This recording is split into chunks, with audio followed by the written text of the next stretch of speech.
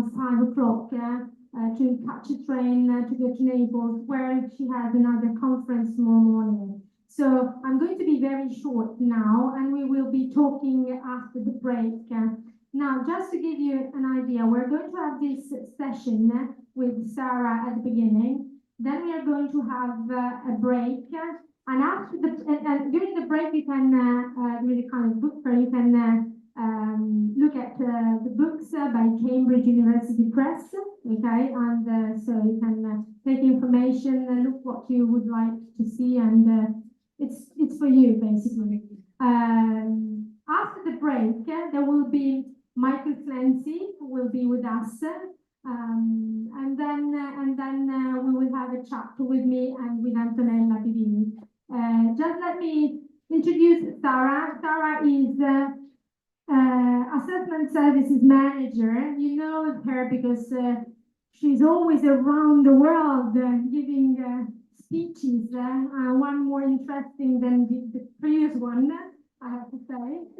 All the time that I've had these opportunities, it has always been, extremely interesting and full of hints and suggestions for us. Then Michael Clancy is a learning and assessment consultant for Cambridge, so he will give you give us some information about what Cambridge is doing, and again some new projects they've got in mind. So it's going to be interesting as well. And then also Antonella Pivini, who is Center Exam Manager of the Platinum Exam Center Lingua Pesaro. I will leave the stage to Antonella for a short while, whereas you will hear her later on. Thank you very much, Valentina. Thank you for organizing this. I'm speaking English because you started in English. Very quickly, I just like to remind you that finally in April we started with Cambridge Digital.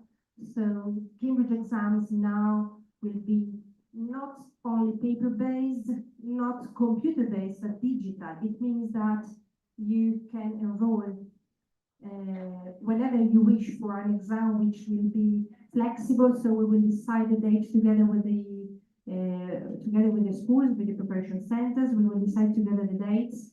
You can enroll a few days before, on a couple of weeks, or for entry, for late entries, a few days before the exam date. You will have the results very soon. Everything will be on computer. The speaking exam will be live in front of an examiner and examining you. There will be, like always, two examiners, one speaking with you, the other assessor, listen to your answers and assess. And the digital exams are something that now it's great because it's ecological, because no pollution, no paper to destroy, because exams, after the exam we have to destroy the paper. So welcome Cambridge Digital. We are so proud and happy about it. So if you have other questions about it later, we will be here upstairs during the break. And the test Lingua Skill will be from September, will be Lingua Skill certified with a certificate. So it is a test, not an exam. All details about this, if you want more information, we are here for that. It's very important to understand the difference between Lingua Skill, CQs, Lingua Skill, and some tests and exams, and when is better to sit for what. So what you students need for university, what you need to go abroad for Erasmus Plus, what you need to improve your English at school and improve your skills to the world. So we'll speak about it later. Thank you very much. Thank you, Valentina, and thank you, Sarah, Michael, for being here with us today. Thank you.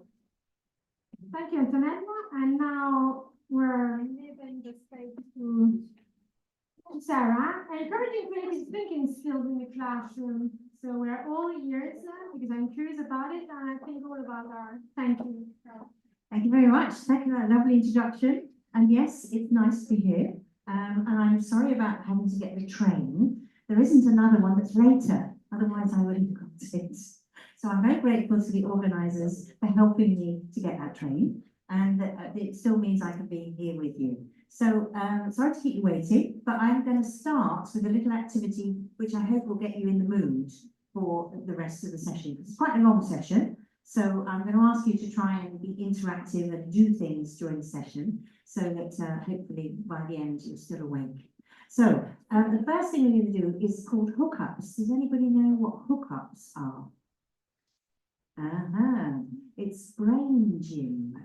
So we want to get your brain to start working. And I think it's just to say something about the topic. We can't see the title, but the topic, of course, with your thinking outside the box, it's perfect because, of course, absolutely the topic that I adore. And let's get started with the activity. So what you're going to need to do is put your things away because you're going to need to stand up. Okay, you don't need a pen or a pencil, just you. Okay, now I'm a bit short, so hopefully you might be able to see me on the screen or something. But basically, just kind of like move yourself a little so you get that weight. You know, I don't go to the gym, so don't worry, I'm not going to make you do anything too difficult. So what I want you to do is put your feet slightly apart so that your weight is on both. And then I wonder if I can do this out the microphone. If I shout, can you hear me still? Not really. Okay, I have to do it with one arm. So put both arms outside like this one. Okay, so imagine I've got two. And now I want you to turn your hand so that the palm or the back of your hand, the back of your hand is facing the other hand. I can just demonstrate. Perfect. Now, I'd like you to show me your right hand, please. Can you show me your left hand? Okay, just checking, just checking. You never know. Okay, so what you need to do is put your right hand over your left hand.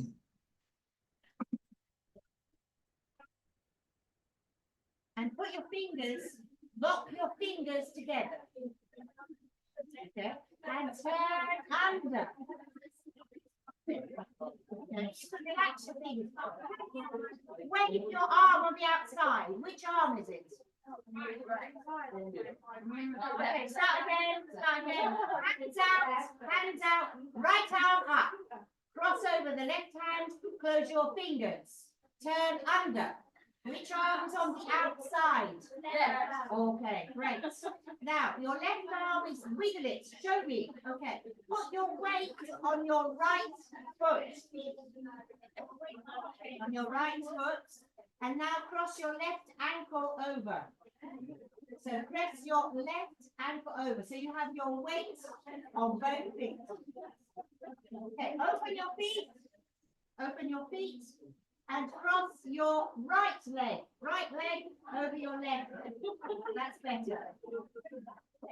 Okay, so which leg is on the outside? The right. For me is the right. Which arm is on the outside? Okay, so you have left and right cross. Perfect. Okay, open your feet. Open your hands. Unlock your fingers. And now put your left hand over your right hand. Close your fingers underneath. And which arm is on the outside? Right. Right. Fantastic. So we need to put our weight on which foot? Right. Very good. Put your weight on your left foot and cross your ankle. And which arm is on the outside? Right. Right. Fantastic. So we need to put our weight. Stand tall, you will have better balance. Okay. You look fantastic. Okay. We'd like to now relax. Okay. Now, what I need you to do is turn to a person, and one of you will give the instructions to the other person. Okay. And if you have to invent them a little bit, that's okay. But try and repeat what we just did. Okay. Help each other to do it. So,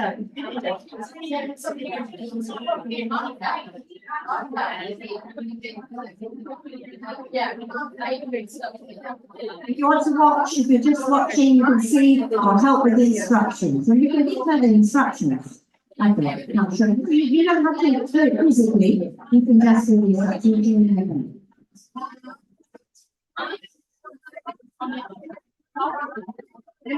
Okay,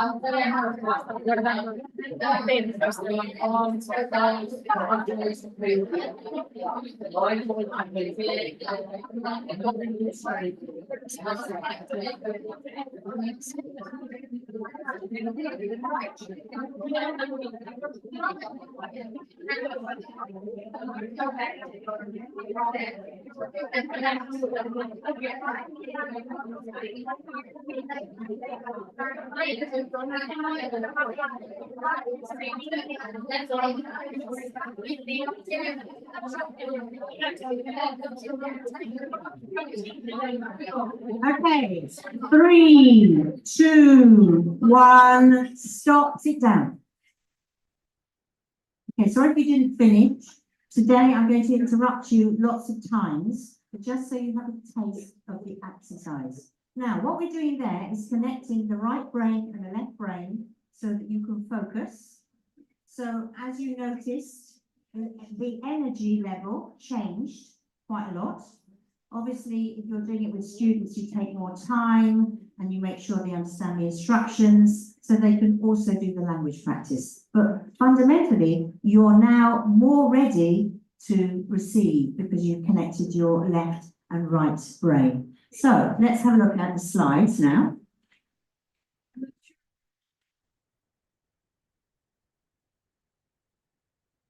Okay, so here we go.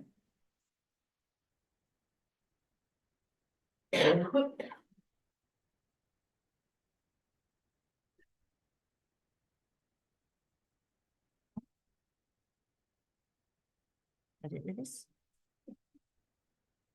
And put the next slide. Technical pitch here. What we're going to be doing is actually introducing you to the Cambridge Life Competencies, and we'll have a look at those in a moment. And in the life competencies, there are obviously one of the most important ones is creative thinking. And obviously that's what we're going to be looking at, is encouraging creative thinking skills. So what we're going to do is have a look at the Life Competencies Framework. Can I ask if anybody knows the Cambridge Life Competencies Framework? Okay, I can see a hand there. Well done to you. And for those of you who are less familiar with it, hopefully you'll find that's very useful. We're going to focus specifically on creative thinking skills, talking about creativity and creative thinking, and of course, why it's important and how learning English can actually be an opportunity to develop that. Then we're going to be breaking it down, and this is where the framework is really useful because it helps not only the teacher but also the learner understand a bit better what are those skills when we're talking about creative thinking. And then, of course, we want to look at activities and some ideas that you can use, particularly in the teenage classroom, but not only. I think some of them you can adapt for primary, and obviously many of them you can use with older learners as well. And of course, we'll go away with ideas and resources. Now, just to say, there are so many slides that we're not going to send you the slides, but we will send you a list of all the resources afterwards, so that will be sent out. And if you want to take any photos because you want to remember something, that's fine too. Okay, so just to say that. So, how can we prepare our students to succeed in a world that is changing so fast? A really big question. We've seen it change so much with COVID and beyond, and now with artificial intelligence, my goodness, things are moving very fast. So teachers need to do it too. So I'd like you to start by thinking of a child. It might be your child. It might be a child who is important to you for some reason. And what I want you to do is to think about how many years does a child go to school in Italy? It starts at 6 and they finish at 19. So how many years is that? 13 years of school.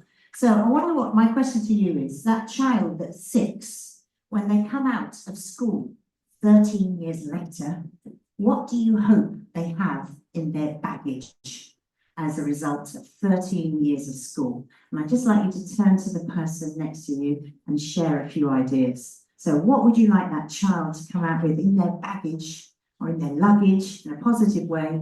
What will they have after 13 years of school?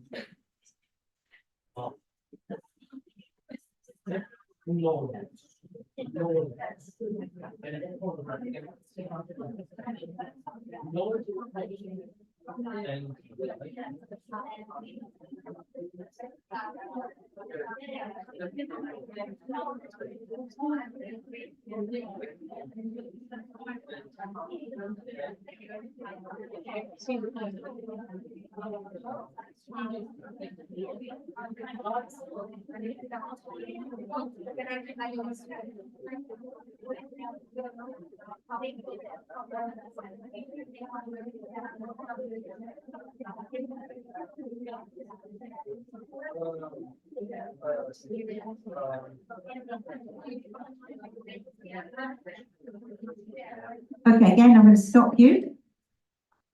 I'm also very conscious that we also have students with us today. So many of the things that we're doing now, for those students in the group, they will be able to use that perhaps in their school years. So let's hope. But there are many answers to this question. I can't answer it all, but I do like this one to say that the future is unknown and so is your potential. So don't forget that really positive way of thinking about what you learn at school. Now, parents want children to learn English. Why do they want them to learn English? Well, it's not just because it's a subject. Of course, it's they want them to be able to take part in society, to be able to express themselves, to be able to have an impact on the world, and maybe English is a way that they can do that. So really, it's about being an international citizen. And of course, in Italian schools, you're talking about citizenship and what do you say in Italian? For the competence that you have. Yes, exactly. So again, it's something that's in the Italian system already, but if you also do it in English, even more important. Also, thinking about university, and I thought it would be useful to think about Cambridge, or a top university, and the kind of requirements that a student has to have to be able to go to a good university.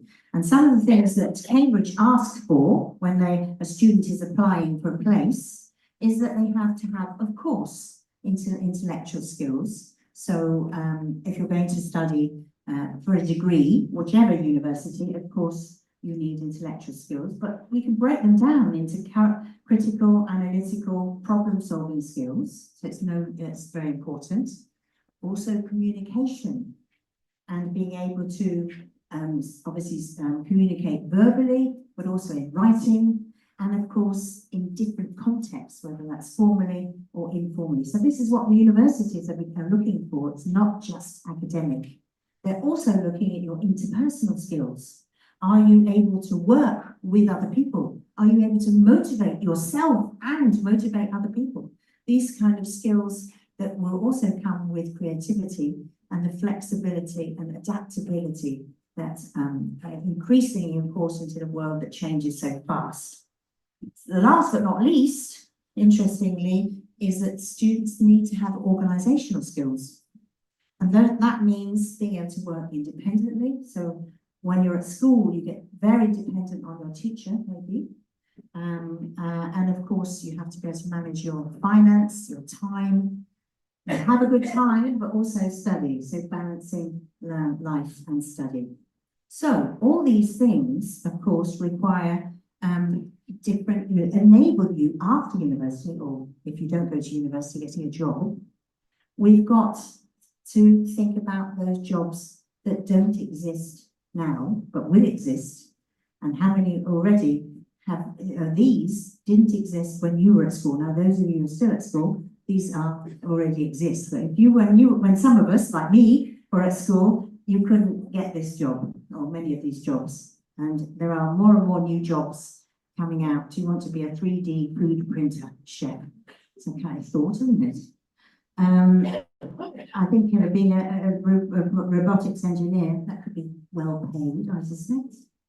But obviously the top 10 most important skills in the world of work, and here we can see from the Economic Forum, can you guess any of the 3 top skills that students need to have, or a person needs to have to get a job? Can you guess any of the top 3?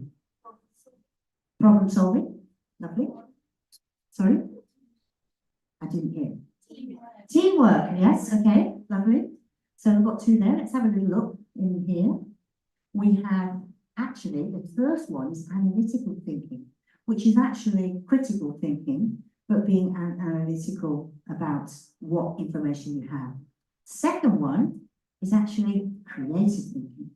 And you were talking about problem solving, which comes under creative thinking too. And next, we've got resilience. So you said that over there, yes, especially after our COVID experience, I think all of us learned something about resilience. It wasn't a word we really talked about so much, but now we do. And flexibility, very important word. And motivation and self-awareness, so thinking about yourself as well, being aware of yourself, your skills and your weaknesses. Being curious, life learning. That's a great thing to really never stop learning. And as a teacher, of course, we all know that when you don't want to learn anymore, it's time to stop teaching. So, of course, you're all here, so you're not included in that group, but you may have colleagues and you think, oh, they never go to anything, they're not changing anything. Maybe they should be thinking about something else. Anyway, this is also increasingly important, technological literacy, goes without saying. And also what's changing is that the ability to be interested in detail, people are getting very superficial. And so actually the characteristic of being able to be very dependable and looking at detail is becoming more and more important. Empathy, active listening, those human skills that no artificial intelligence yet can do. Will it ever? I'm not sure. But empathy and active listening, those human qualities, of course, if we're looking at leadership and social influence, and last but not least, looking at quality and what that means. So actually, an important factor too. So if you want to look at the report, that's the QR code for the quick results, but it is in the World Economic Forum jobs report. So basically, if we summarize some of the key ones, people need to be able to work together and increasingly into the international context, think creatively and solve problems, and we're going to talk about that one. Analyze sources more critically. Now that we have AI, people need to look and check, where did this information come from? Is it reliable? Is it a good source? All those kind of questions. Communicating, obviously, is important in all work contexts, I think. And last but not least is being positive, developing that positive mindset and believe you can. And if you find ways that you can, is in this complex world. Now, if we think about school, now, is school preparing us for this future? So think about your classroom and think about when the Italian school system became compulsory. I think this is when primary school, 1893, in Italy, school became compulsory. And if you think about our classrooms, have they changed that much? Have you still got rows of chairs? Have you still got quite big numbers in the classes? Lots of things haven't changed. And so the question is our school system really ready for these new skills? So what we need to think about are life competencies. Somebody said it at the back, and why we need to teach them. So I've got a little Cambridge task for you. So there are some sentences, and of course the first letter of the missing word is there. So with the person next to you, can you quickly do the exercise? What's the missing word? And that's the first letter.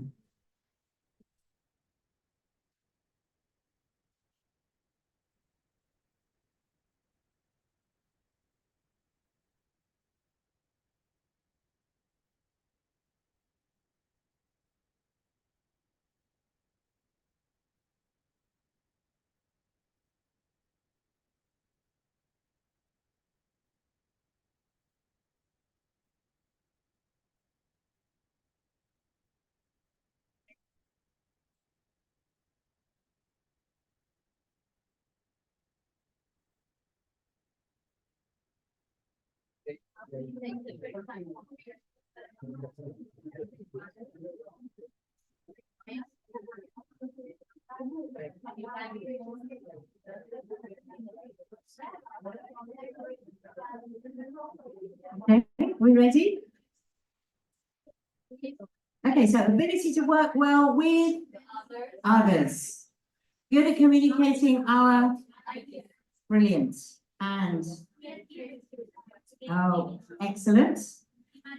Imagination, separate fact from opinion, evaluate information. So these are all the competencies that we obviously important, and we'll put labels to them in later. Okay, so this is the second part.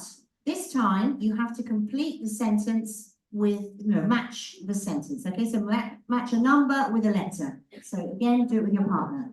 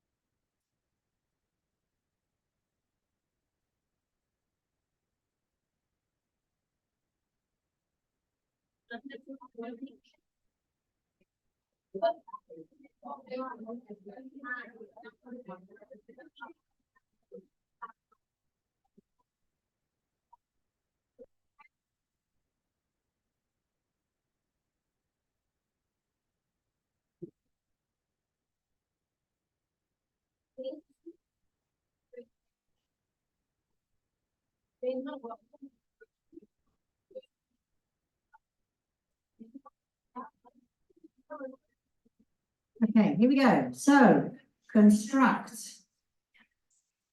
persuasive arguments, expert in learning new skills, our actions impact others, strengthen to manage our emotions. This is an interesting one.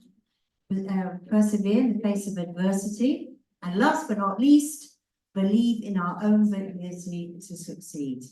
So, having said that, why are they important? Because, of course, education is not just about a subject.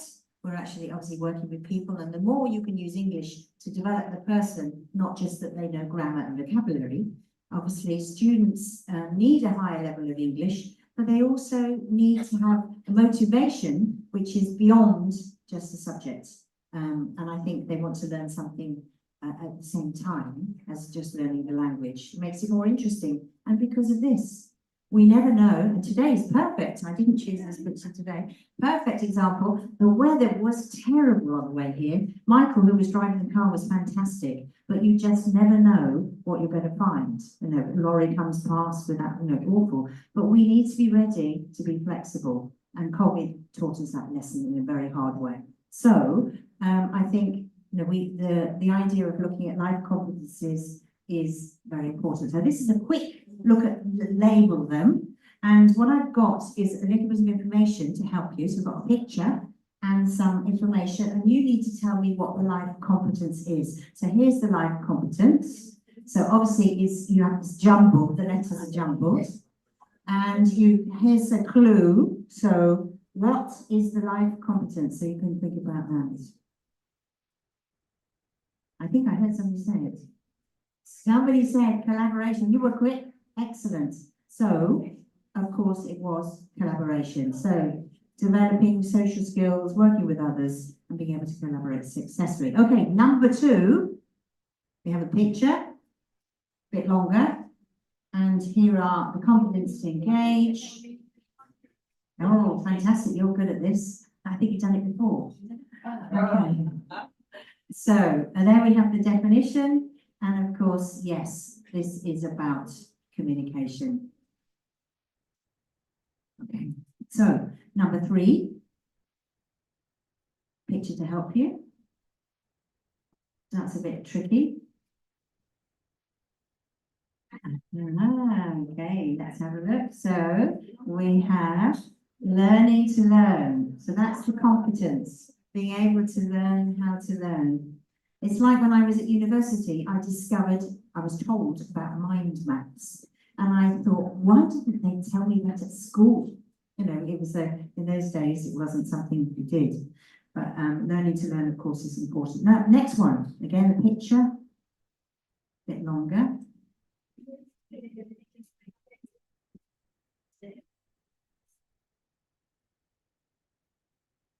Sorry, I didn't hear.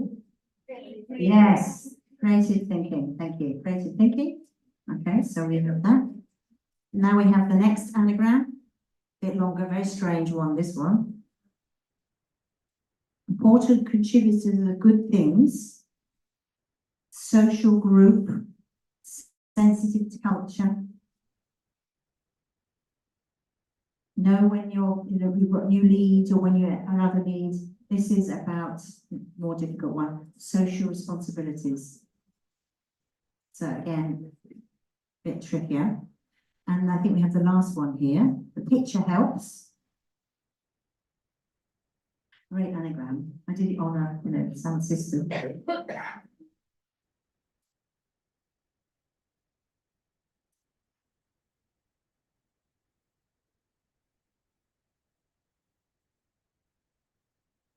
They're connected with the computer and the internet. We need to think about digital literacy. Okay. So it's also about using it safely and wisely. So there we have a little list of some of the competencies there. And this is the Life Competencies Framework from Cambridge. Now, I don't expect you to be able to read that from where you're sitting, but you can see the colours. And the colours are basically the 6 main competencies, which we have I can read it if I'm critical. Let's start at the bottom. So we have creative thinking, learning to learn, collaboration, critical thinking, communication, and social responsibility. So that little list we have just had. On the right, you'll see there are 3 competencies which go across all of the others. So basically looking at emotional development, digital literacy, and obviously content of knowledge. That's across all of them. And then on the outside, you'll see the detail. What we're going to do is explore, of course, creative thinking in the session. But the framework, if you're not familiar with it, really helps teachers break down what each of them means so that you can actually think about helping students learn or understand better what they are. And of course, as I said, there are 6 main competencies and the cross ones again. But this is all, I will give you the links to all these so that you can download them. And because each one of them has a description of what it looks like when the student is using that competence. And so there's a very simple explanation, which I can't read at the moment because it's covered up. But you can see how in critical thinking they're identifying patterns, evaluation, and things like that you can see. And each one of these descriptions is a bit like the CFR, is that you're better informed as a teacher if you're able to look at this framework. I really found it very helpful to focus and to be able to then think, okay, so how does the Cambridge exam, for example, practice the life competencies? Because you will find that even though you don't think about Cambridge exams as developing life competencies, they do. And you'll see the pattern, you'll be able to recognise that some of the elements in Cambridge exams are actually part of life competencies and helping students obviously develop. Now, the other thing to say is the framework considers the different ages of your students. Because obviously, when we talk about critical thinking in primary school, it's going to be very different from talking about critical thinking in at the university level. And the framework allows you to develop across the different ages. And so you can build as they grow older and they become more competent. So I'm just showing you, again, you won't be able to read it, I appreciate, but you can just about see that this one is designed for teenagers. Come over here. And at the top, you can see the core areas, the components, and then there's an example of, so there's a can-do statement for each one. And then, of course, on the end, you will actually see an example of language. So, for example, engaging in directed activities. When is the homework for? Is an example of that, the language that you might expect to hear with that competence. So, obviously, I'm not going to do this in detail for each one, but that's what you'll be able to find out.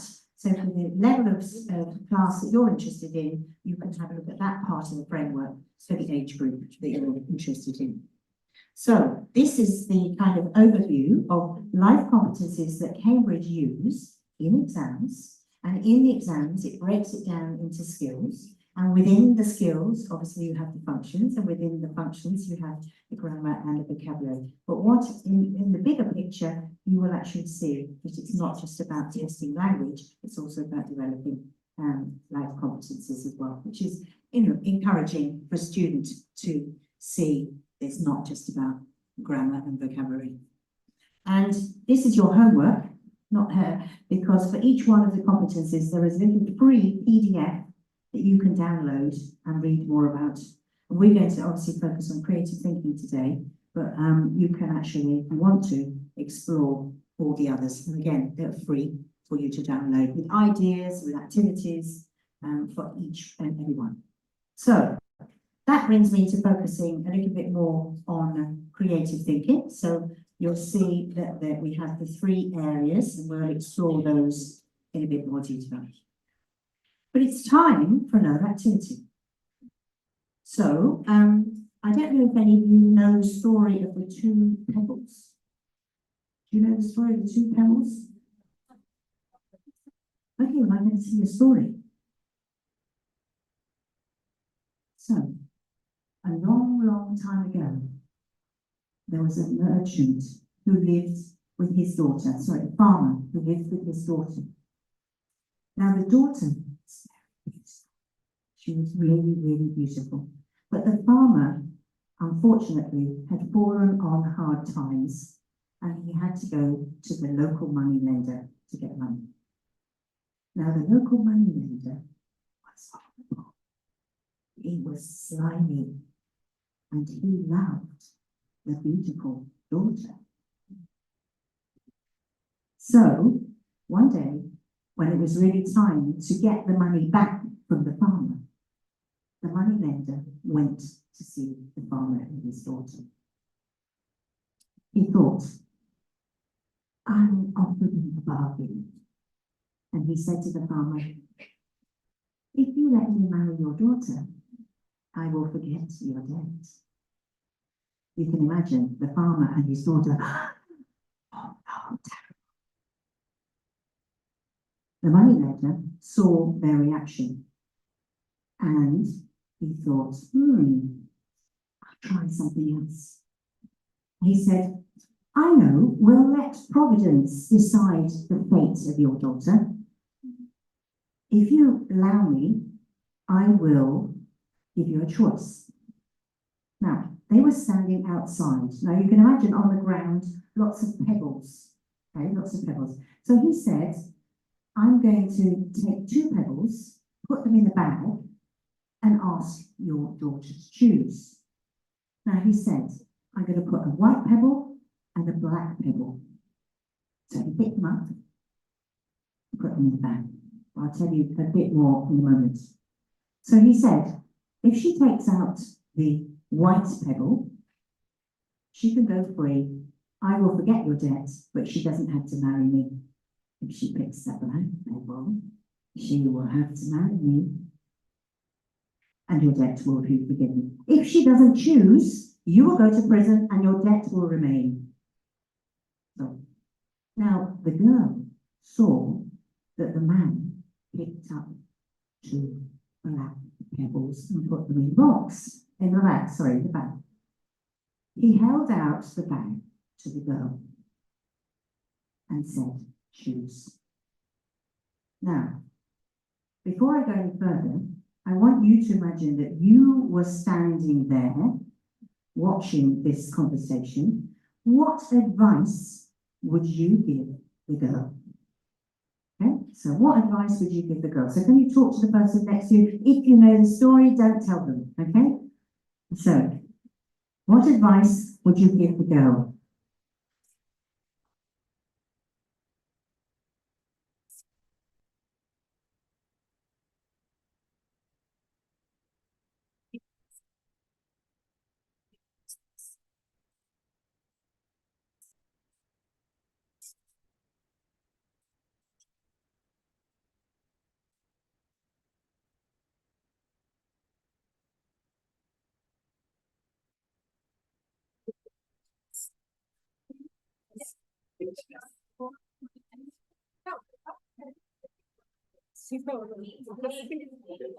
Okay, did you find a solution?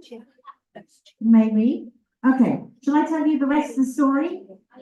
Okay, so remember the bag with two black pebbles. He holds it out to the girl.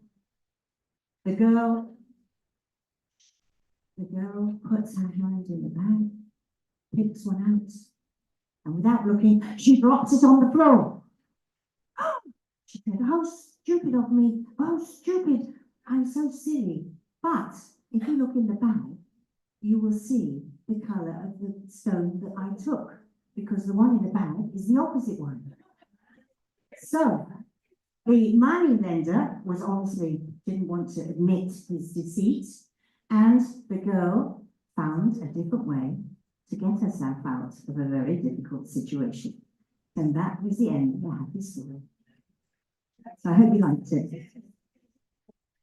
So there we have a bit of lateral thinking.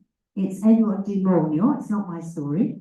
And of course, you have to think differently. You have to take something that's normal, but find a different way round. So of course, you're thinking a bit more creatively. We say lateral thinking because you're using critical thinking and creative thinking at the same time. But of course, you have to be thinking outside the box, which is perfect for this conference. Okay, so that's the story of the pebbles. Let's just go forward. See, that's okay, I've got there, that's it. Okay, so that brings us to thinking a little more in detail about creative thinking and can it be taught. So I think there's a difference between being creative and creative thinking. So it's just kind of useful to spend a moment thinking about that, because we have a big C and little c when we talk about creativity. I'm sure this will be a familiar idea, but the idea of the creative genius, who are these kind of people, Einstein, Picasso, Austin, the kind of people whose ideas change the world in some way. They are very special people, and I think only a very small number of people are creative in this sense of the word creative. So not all of us can be these, but all of us can be creative. So I think it's just useful for students to feel they don't all have to be Einstein, even if that's in the adverts. I want to tell you, the small c is what everybody can be. So creative in the sense of every day, like you did with the story now, you have to think differently and find a different way. That's really what the small c is. And of course, it's by acknowledging that we can all be creative. And I think the classroom can nurture patterns and behaviour which encourages creativity. So I think it's those patterns of behaviour, being aware of them and having the opportunity to try things out in a risk-free environment where you're encouraged that you don't always have to be perfect is also very important. Also, the teacher doesn't always have to be perfect either. So have a look at this picture, and I'd like you to decide, is the man happy or sad?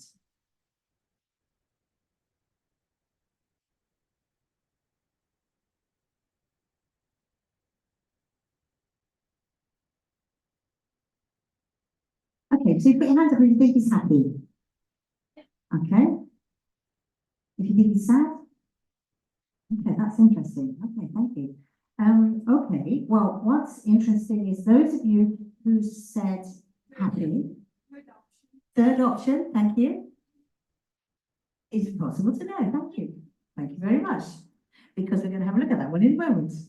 So yes, in the first one, those of you who said happy were using the information that you could see.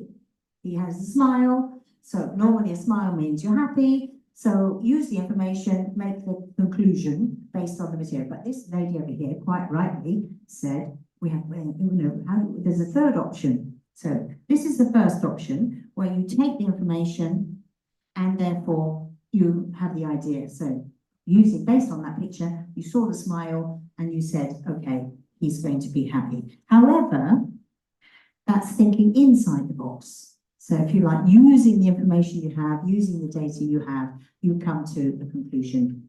It's not wrong, but it's just one way of thinking. The other one is the third option. How do we know if he's happy? How do we know? Maybe he's a businessman and he's having his picture taken with his profile. And he says, I've got to look happy because that's what's expected. But maybe he's not happy at all. We don't know. So the problem is that we need to ask another question beyond that. So this is when, if you look at the situation and question it, there may be another option. And this, of course, is what we're calling divergent thinking. And this is the element, thank you very much for pointing that out, is that a divergent thinker is more likely to acknowledge the possibility that there are multiple answers or none at all. And so it's really nice to see that happening. And also because probably school encourages not to be divergent because there's a right and a wrong and etc. But also, if we think about divergent thinking, some of the things you do, activities, these are the habits we can develop, brainstorming, finding a solution to a problem, and we'll look at some examples. The other thing, of course, is tackling existing problems and using existing tools to find a new solution, which is really the idea of the story of the two pebbles.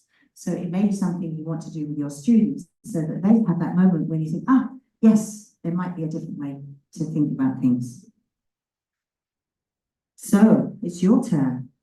Now, I don't know about the paperclip, but what can you do with a paperclip? Now, what I'd like you to do is write with the person next to you, list as fast as you can, as many as you can, what you can do with a paperclip, okay?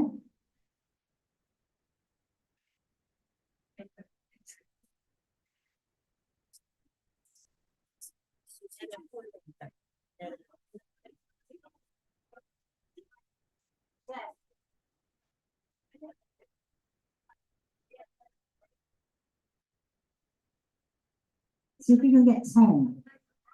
Try and get at least 10.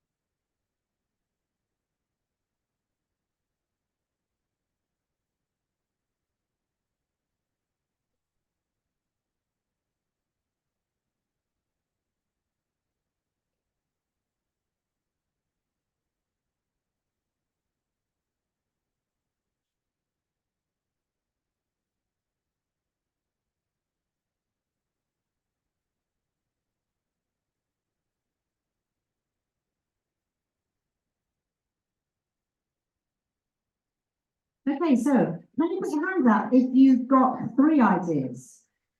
You've got 3 ideas. 3, 5, 10. More than 10. Okay, that's interesting. Now, this is where my clicker doesn't work. Okay, this is just a few. And what's scary is that there are even more ideas for using a paperclip. Now, of course, those people who can get 100 are lucky enough to be a bit more of a divergent thinker. And I think we get out of practice because in school it doesn't encourage us to be quite so creative. So every now and again, somebody in the audience was reminding me of different ways to squeeze a lemon. That's what you can do with that one. So this is just one idea, but it's nice for your students to try and think of them. So if you want to do this with them, see how many they can think of. Thinking outside the box. This is, of course, your theme. And just to summarize that, I wanted to show you a bit of literature. Alice laughed. "There's no use trying," she said. "One can't believe impossible things." And the Queen replies, "I dare say you haven't had much practice," said the Queen. "When I was your age, I always did it for half an hour a day. Why, sometimes I believed as many as 6 impossible things before breakfast." So there we go. Alice in Wonderland. What an amazing book. So I think this is quite a useful one for students to see, that when you're thinking of divergent thinking, you're trying to find new ideas. When you're convergent, you're looking at the information you have to come to the conclusion. So I just think the visual is kind of useful. So what is creativity? And I think we just do a little bit of some intellectual quotations, but it's the ability to generate new, we keep saying this, alternatives or possibilities, and of course produce. It starts with identifying potential there is in everything around us to be turned into something new and imaginative. And it begins with something small, and then of course it can become something very big. So if you, other than using obviously a paperclip, you may want to use these other objects to think, and you can find this on the internet of what it can do. A brick was interesting. So some of the attributes of creative thinking, divergent thinking, obviously using your imagination, cognitive flexibility, so that's also that flexibility, tolerance when you don't know, that's also not easy, and intrinsic motivation, you really want to do it. And maybe some of this enjoyment of things that previously unknown. Sorry about the N, I think it's covered up by the picture. What about a teacher? A teacher, perhaps finding a fresh way of doing things, might be creative. Planning a new lesson, different way, not just reading the course book. Looking for different ways to engage. Trying to do something a little bit different. Taking a risk.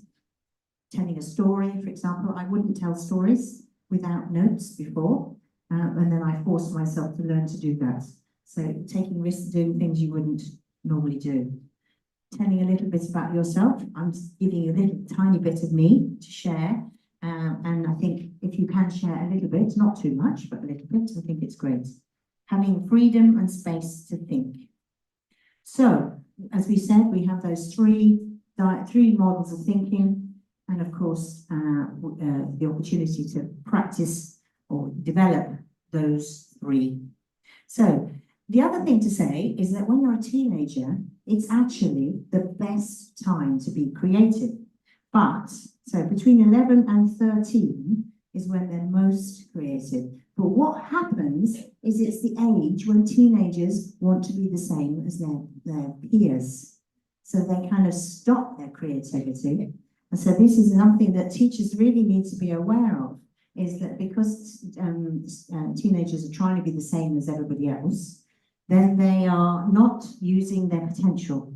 So by using activities to help them see that it's actually a benefit to be creative can really help. So any younger than this, creativity is not fantastic, and it really is this age that we should try.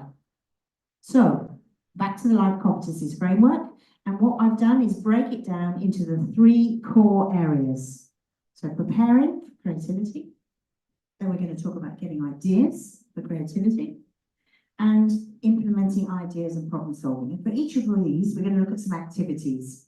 So hopefully there'll be something for everyone. Now, of course, you can break down each one into more detail. And we're going to look at particularly considering multiple perceptions. So thinking of the girl standing on the pebbles, thinking of her from her point of view, not just your own. And so preparing for creativity, we're going to start with this one. And what can you see in that picture? Actually, it's a very famous one. So what can you see? Can you see the old lady, the witchy one, and her nose down here. You can see her nose down and her hand near her mouth. And then you can see the young lady with the feather in her hat. Okay, what can you see? You can see the young lady. And this one's easier.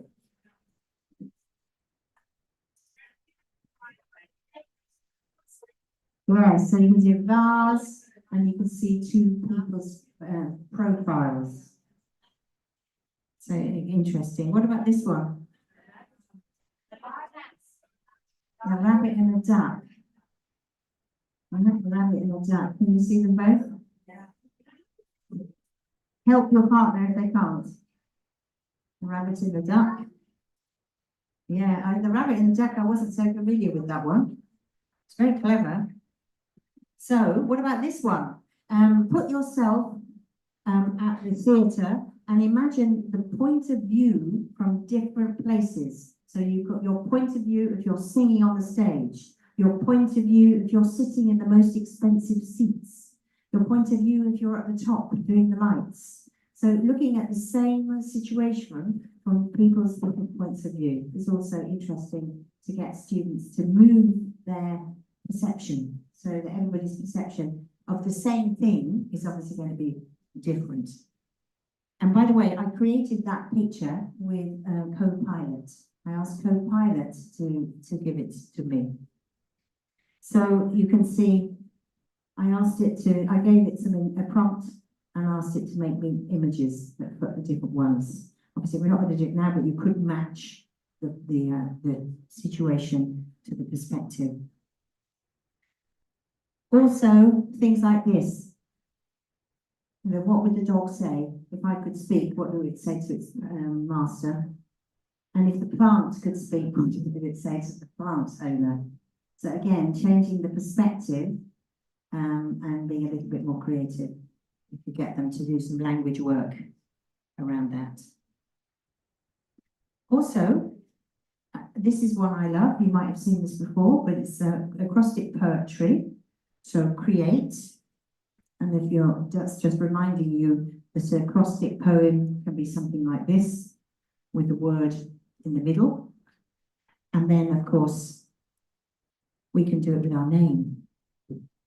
So here we are, and I looked it up on the internet, and I said, I'd like to have an acrostic poem for Sarah. That's what it gave me. I love it. Awesome. Honest. I'm too honest. And of course, acrostic poems with names is a good way to get students to practice personality adjectives and to talk about themselves. So this is where it comes from, acrostic poet generator. If you have a smartphone, and I did it for Antonella. So there's Antonella from our exam centre here. I thought there were some lovely words. Nurturing, truth, O is for okay, then we've got N for noble, light-hearted, lovely, and A for amazing. That's our Antonella. So what I want you to do is, with the person next to you, if you don't know their name, ask their name. I want you to do this for the person sitting next to you. So you need a phone or a mobile device. You use the QR code and do it for the person next to you. Not you, but the person next to you.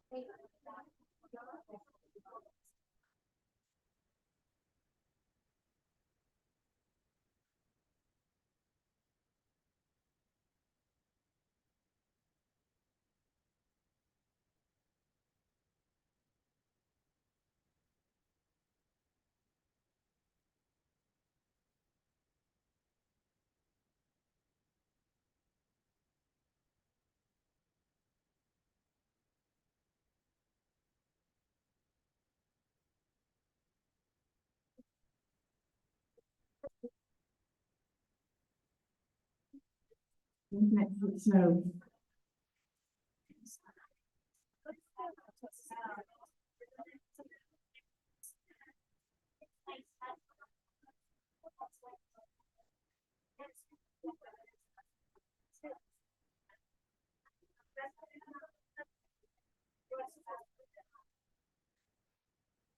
Okay, so the internet's a bit slow, depending where you're sitting.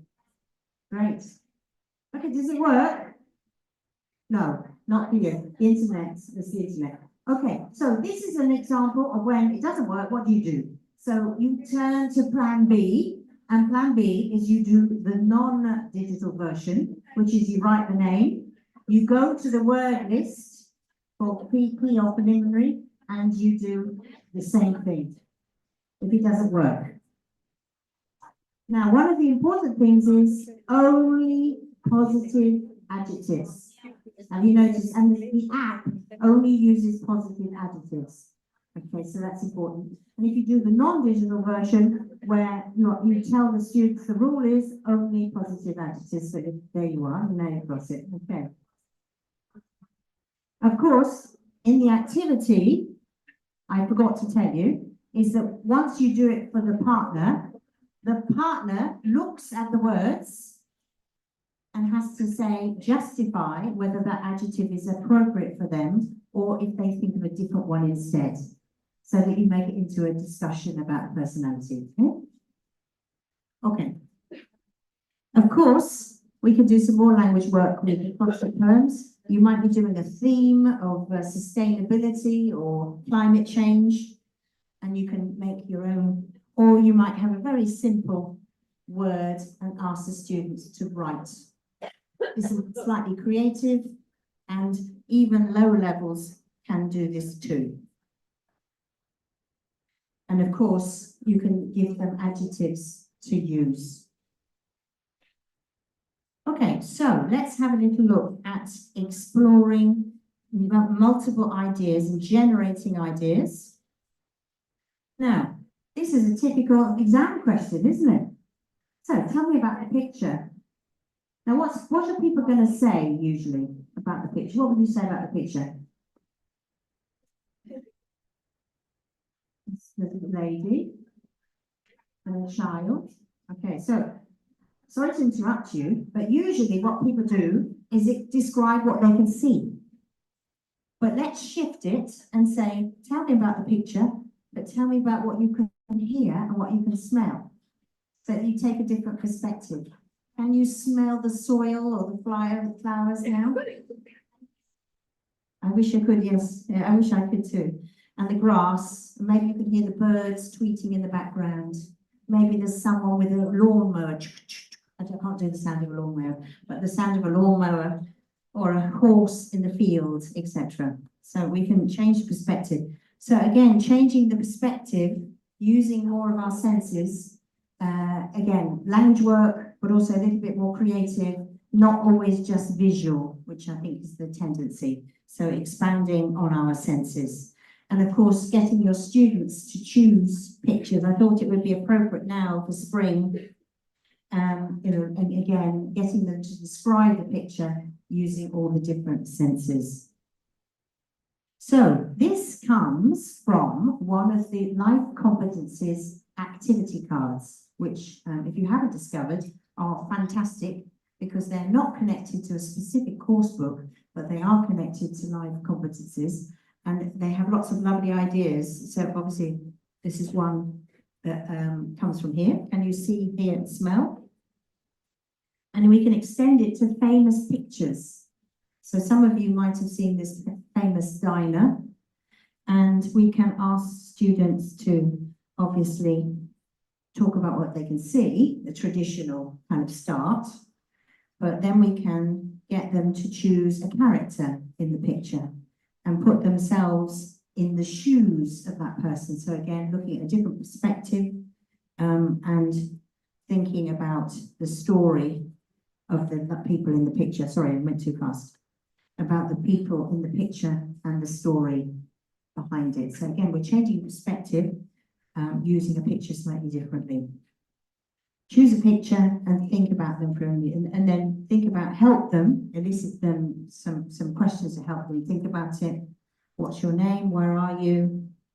What's happening? What just happened before? So again, outside the picture, and also maybe what's going to happen after.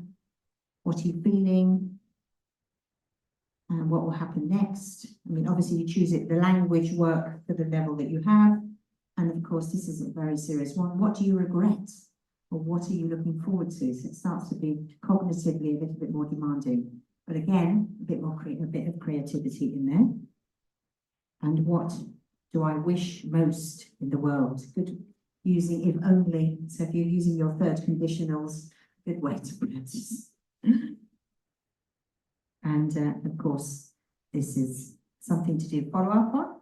Discuss the reasons for their answer, so they can obviously see that other people might have different ways of thinking. Also, the importance of self-esteem and being encouraged to think differently, not being afraid to have a different thing. So here's another activity for you. Imagine you're going to make a film about your life. Choose 5 events that you would like to include in the film. Write some notes or draw in the film strip and work in pairs. So I'm just going to ask you to do 3 things in your life story that you would like in the film about you, which is going to come out next year. Okay, so you need to tell them what to put in it. So 3 things. Tell the person next to you what 3 things you would have in your life film. This is a moment of reveal or not reveal. So that's up to you. 3 things that you would have in your film about you.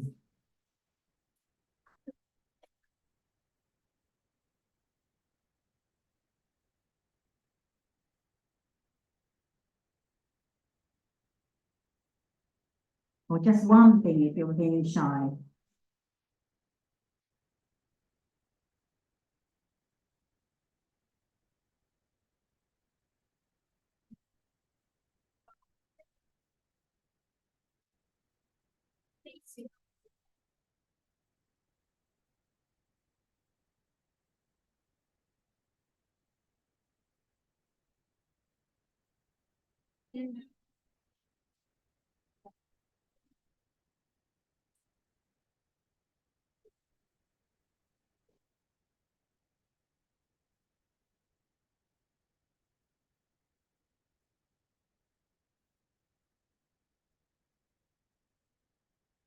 I'm sure it's on your lovely film.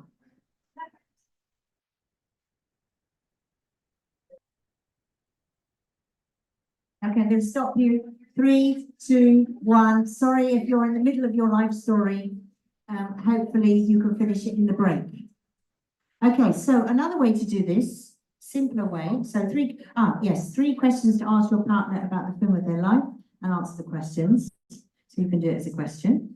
And then why did you choose the 3 things or whatever, or the 5 things are the instructions.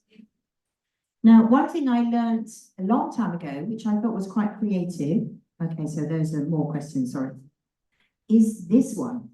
Usually we show a photo, but if you actually have a piece of white paper with nothing on it, and I describe the picture, so I look at the back of my phone, so I'm just looking at that, and I have to describe the picture without me seeing it. It's actually more powerful. Because we're always looking at an image, but if I have, you can see the 5 pieces of paper, and I choose 5 moments or 5 pictures. So if I ask you 5 things about your family, you have a picture, you don't actually draw it or show it, but you describe it. It's actually quite powerful because you're looking at the piece of paper and having to imagine what it's like. So sometimes actually using a very simple prompt like this can be very powerful. So do try that one as well. So it could be, for example, it could be, what did you do at the weekend? And they have to just, here are 5 pictures from the weekend. Tell me about your 5 pictures. So you can imagine it's quite powerful. Okay, so next one is to use your mobile phone. Show a photo on your phone Okay, so I'm going to ask you to do that. Can you choose a photo on your phone that you would like to show to the person next to you? It can be any photo. Show a photo from your phone. Any photo.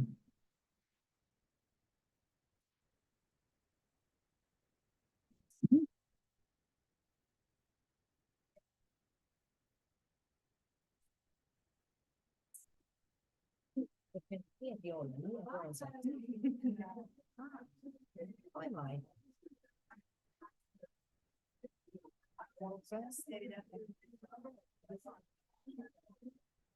So they have to guess the story behind the photo. Show your partner, and your partner guesses the story.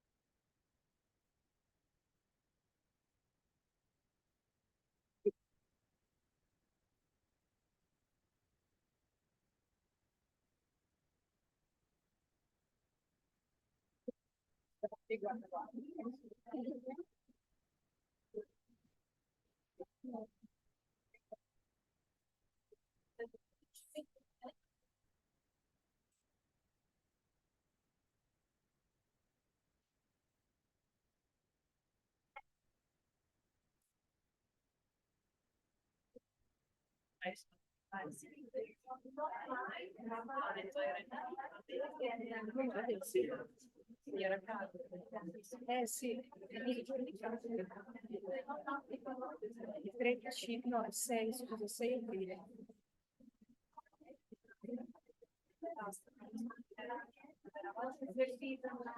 Via,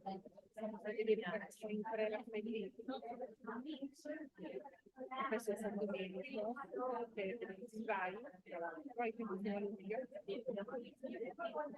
bellissima, siamo andati a vedere dell'ingresso.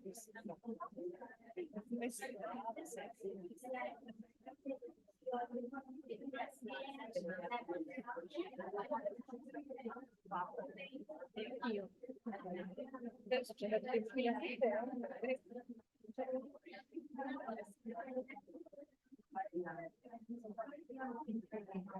l'eccezionale era che conosciuto un caso benissimo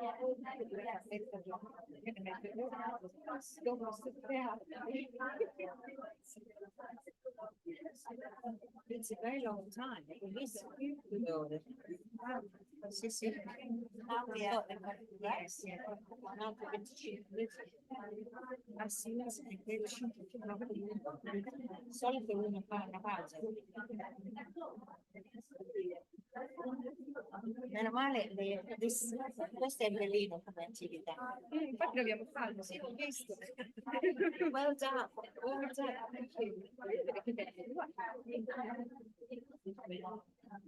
Okay, that was a nice bit of sharing going on there. Thank you. Now, of course, you can do it the other way round. You can do it as a predictive activity and then guess things about it as well. And, oh, next activity. Okay, so you need a piece of paper. So do I. Yeah.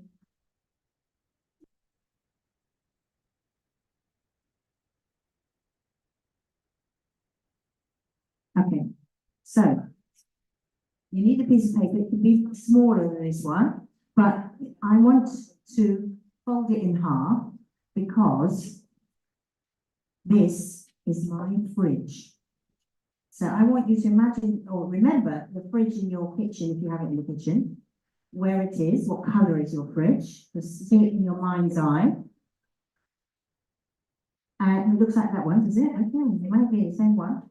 Okay, it might be what colour it is. I also want you to think about the opening of your fridge because they don't all open in the same direction. Some people's fridges open like this.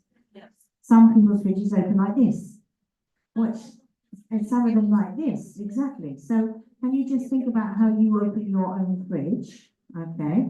And put the handle on the outside, even if you don't have a handle, because I know some of them don't have handles, you just use but just so you can indicate which sides you open. Do you open this way or do you open that way? You know, whichever way, okay? Also, I need a pen because inside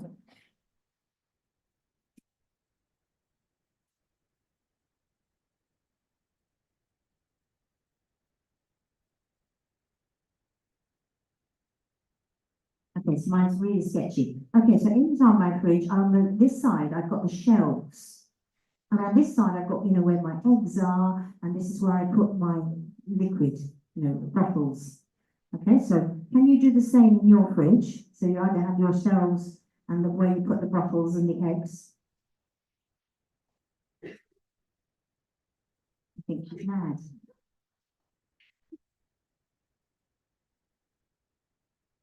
Yes. I was talking about the fridge rather than the freezer. But if you wanted to have the freezer as well, then please feel free. But I was thinking of the fridge part. Just because if you do the fridge and freezer as well, it's a bit more complicated. Maybe it's the top part of your fridge freezer. Okay, so now the rules are like this, very simple. You're going to go shopping. You have no problem of money today, so you've got a nice lot of money, and you're going to buy your 5 favourite things to put in the fridge. So it might be something to eat, it might be something to drink. Oh, what else do you put in your fridge? I don't know. Usually something to eat or drink. So 5 things. Now what you have to do is, when you've thought of those 5 things, I want you to do a little sketch in your fridge of the 5 things, okay? Don't let the other person see. Okay, this is your private fridge, so no copying.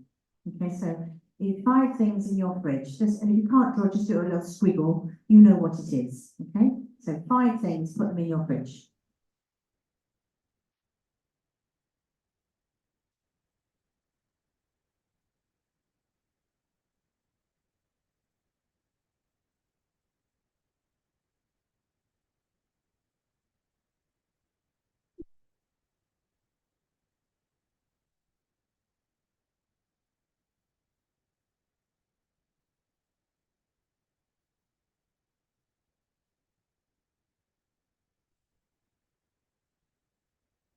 I hope it's not making you hungry, but we're having a coffee break soon, so we'll do.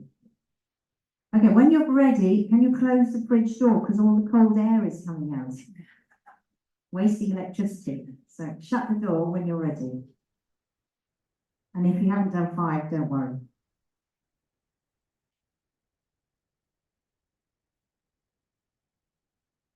Okay, shut the door, even if you haven't finished. Shut the door, close it. Okay, now don't open it, but I want you to talk to the person next to you, of course, and I'll just show you a few more pictures. So maybe you have something like this, maybe. So 6 things, oh, I said 5, but 6. Okay, so now you need to ask questions to find out what the person has in their fridge.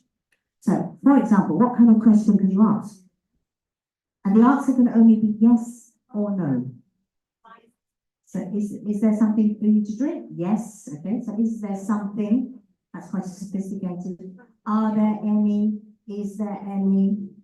But I like one, is there something to drink? Is there something to cook with, etc.? Okay, so your partner can only say yes or no. See how many things you can guess are in the fridge. Okay, your partner can say yes or no. Okay.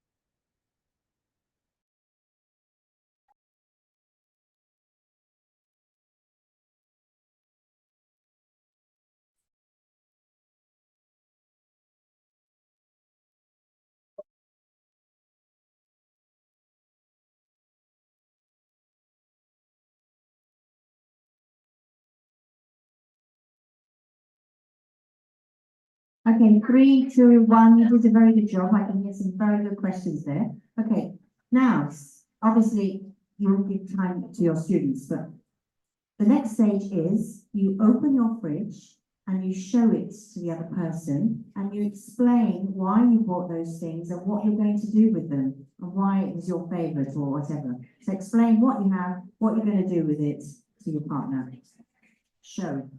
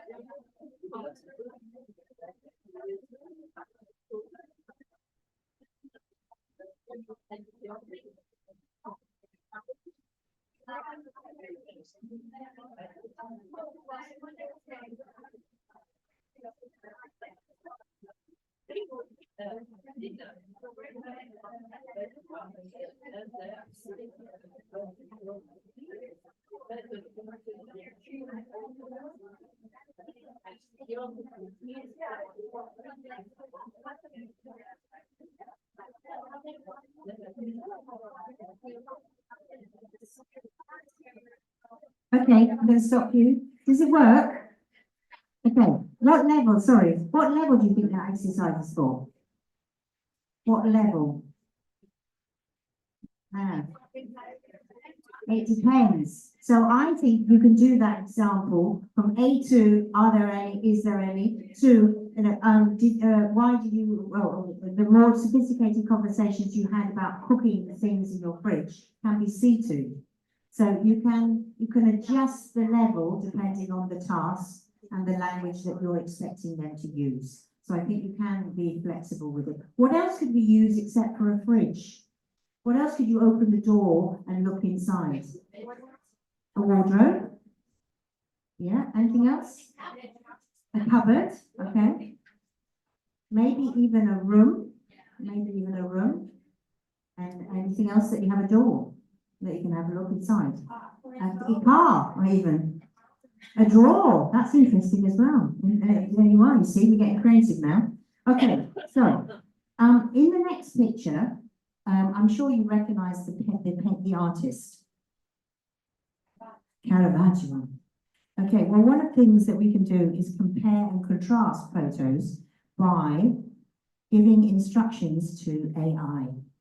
And here we have 2 pictures of creating fruit and vegetables in the style of Caravaggio. Is it Caravaggio? No. Why is it not Caravaggio? You need to explain. And you can see I've used 2 different AI tools to create the picture.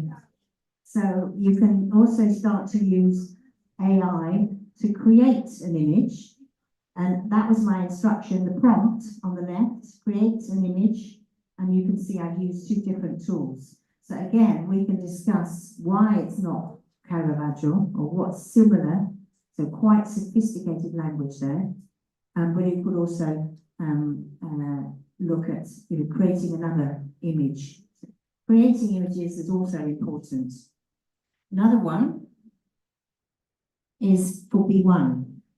We have to practice describing the picture, but not only B1, you do this in B2, so compare and contrast.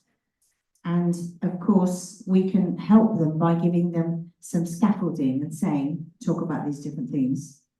They don't have to do all of them, but if they know they can talk about different areas, it helps them to be more confident in the speaking test. But have a look at the picture of the kitchen now in detail. Notice the man and the girl. Notice what he's doing and the behind on the shelves and the window. And if you'll notice that, you know, she's got her hair up, she's wearing white, etc. Now, what we can do is get students to write the description. Write the description instead of speak the description, write the description. Or you can speak the description now as well. You can speak the description and put it into gencraft.com, which is free. If you haven't seen this before, I thought this was amazing. You put in the description, you press the button, and it gives you a picture. So that was the description of the man in the kitchen with the girl. And this is the AI production according to the description. So if you write a good description, the picture will change depending on your description. So it's a good way to get students to be sort of creative, but with a bit of help. Notice that the man and the woman, the girl, have strange eyes. That's AI. That's the problem with AI. So also be careful that AI isn't perfect. AI isn't perfect. Yeah, exactly. The man is a bit strange. But also, here's two. Any problems with any of those pictures? Now, what you're seeing is a hallucination. It's called hallucination, where AI doesn't give you the truth. So one of the things that your students need to do is learn to see that it's not perfect. So you can see in that picture that the human things are not quite right. So your students need to see that, and you can say, that man, is he a basketball player? I think not, but you can see how the computer, AI, is distorting it, is giving you a hallucination. So again, getting students to do a description, producing the image, but then being critical about the picture as well. So they're being creative and critical at the same time. I think that's quite stimulating for language practice. And using Copilot, which is my favourite at the moment, you can sign up for Copilot for free. And with Copilot, we can do some creative inspiration. And these are new cards which are coming from Cambridge soon. So these are some of the first people to see these cards. So the idea of using a Copilot to make a funny story using the words that you want, but being creative, so it can help the topic be more engaging, and obviously we're using creative thinking. So the picture on the right here is the include a chatbot, should be as a teacher when you're prompting, and we can describe the age and level of your students to the prompt, to the chatbot. Give it the topic you want to teach, like wavy, beard, short, etc. And here is the description. Here's the prompt for the pictures that you have on the right. Professor Whiskers is wearing a tattered red cape. Obviously, this is C2, C1, a grey umbrella and a magnifying glass with a big wavy hair and a big bushy beard. So then it produces the different pictures, and the students can decide which one they want, why they prefer it. And then we can make a story using words. So the idea of using AI to be creative, but to help, not to replace the students' work, but to help them to be creative. And you can see here, generate the image, and then they select the one that most closely matches the description of the text. So using images. So last section, very quickly, implementing ideas and problem solving. The third aspect of creative thinking, just a couple of ideas here. Just looking at the time. Yeah, we have time for this one. I would like you to write on a piece of paper. I'm going to give you a dictation. Dictation. Do you like dictation? I used to hate dictation because I was scared of getting it wrong. And of course, I felt isolated when my friend could do it and I couldn't. So I want dictation to be fun. And this dictation I learned from a colleague in Greece. And what you need to do is listen to my sentences very carefully and write the opposite. Now, when I say opposite, I mean, if I say big, small. If I say kitchen, what's the opposite of kitchen? Okay, you decide what the opposite is. If I say playing basketball, what's the opposite? Playing tennis, running, whatever you think could be the opposite. So it's not about pure opposite. And it's not about writing negative. If I say I can, you write I can't. No, it's not positive, negative. It's the idea or the adjective, the opposite. Okay? So we'll just do a very short one so you get the taste. Ready? Sentence one. Write the opposite. There was an old man. There was an old man. Shh, don't tell me. You write it and then we'll share. So write the opposite. There was an old man. You have to write it or you won't be able to do the second part. Who lived in a dark, tiny, ugly flat.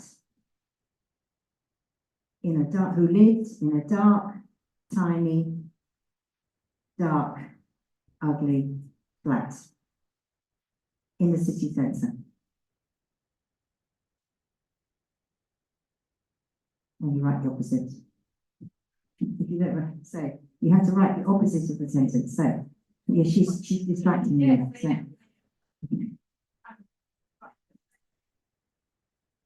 Okay, he played chess in the afternoon. He played chess in the afternoons. Chess, as in stacking. He lived alone.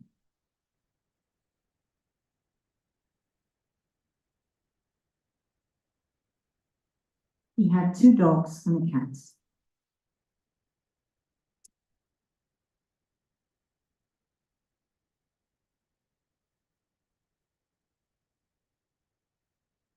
Okay, for the sake of the activity, I'm not going to repeat it, but it would be a good idea to reread it. Okay. What I want you to do is share with the person next to you and see if you've written the same or different.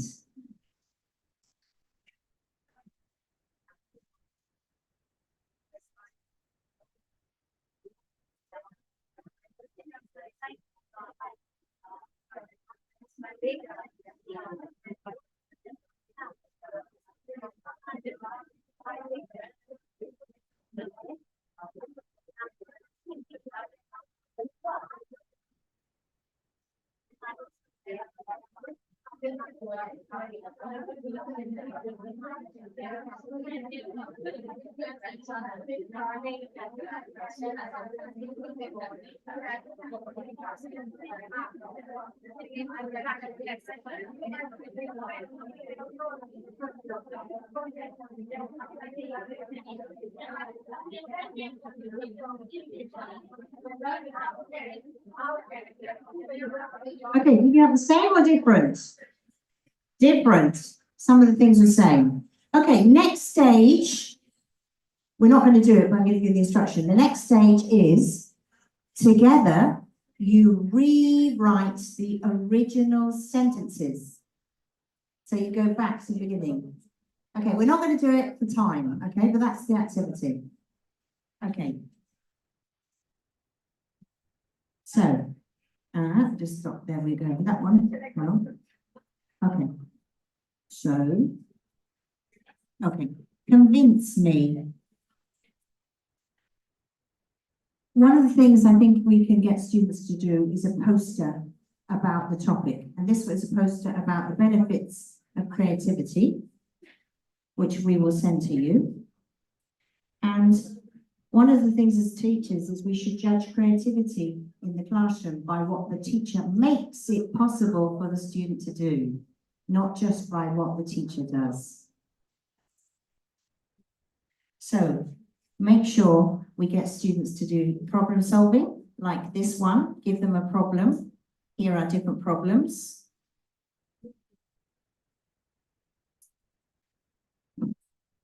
Interesting, that's a difficult one.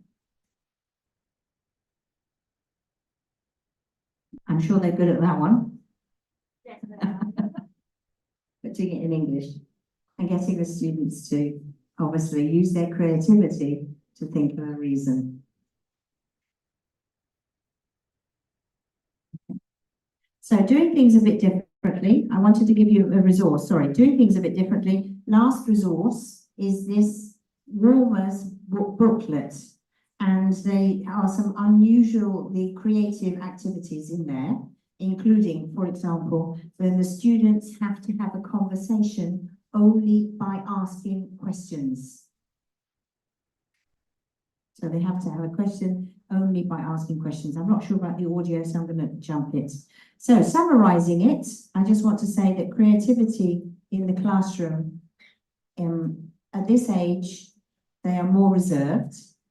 So it's important to create the environment where they don't feel judged, they feel encouraged, and that they're given praise for original ideas and creative thought. Fostering means getting them to think about the tasks. Could they have done it a different way? What did they find useful?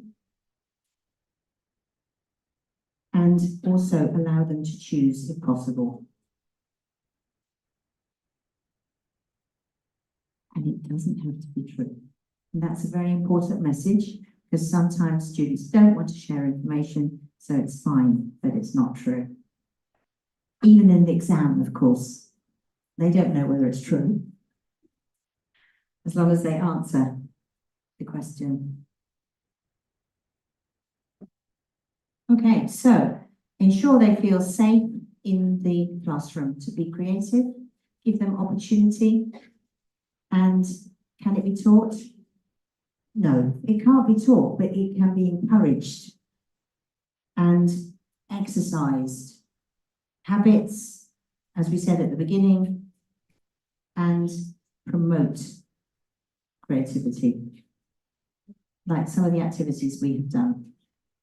So with that, I'd like to say education is not the learning of facts, but the training of the mind to think.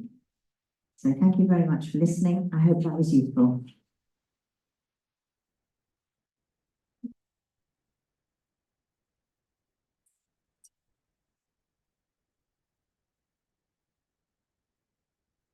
Thank you, Zara.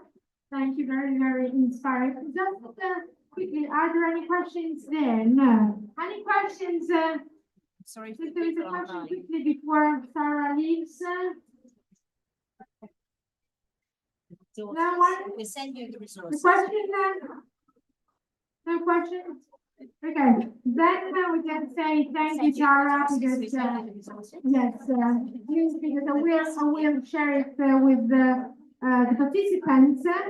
Okay, now we're going to have a break. Okay, half an hour, and back here in half an hour there is book exhibitions upstairs with LDN libri.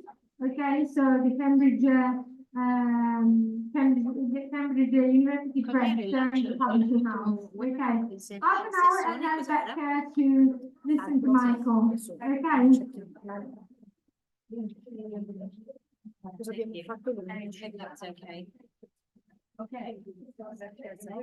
devo sapere cosa abbiamo fatto lunedì. Infatti si bisognava fanno la foto senza che bevi. La puoi rifare? Sì, sorry, I'm drinking water now, so sorry. Without the bottle, yes, that's right. Without my bottle.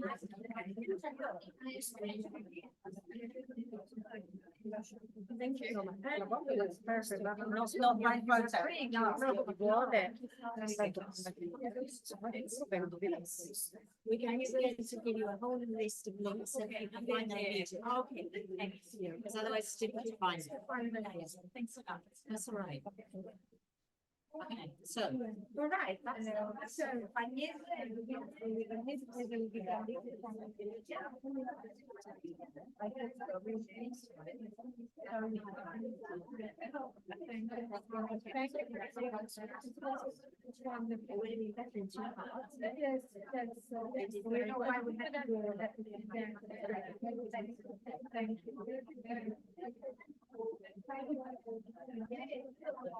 it's lovely to be here. See something from the cafeteria upstairs before you leave, okay? Thank you.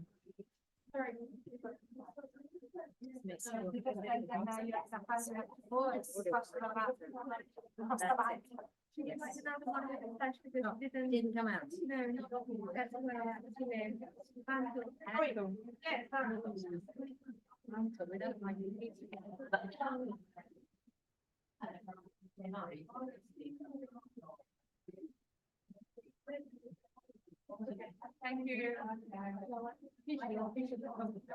Thank you. Thank you.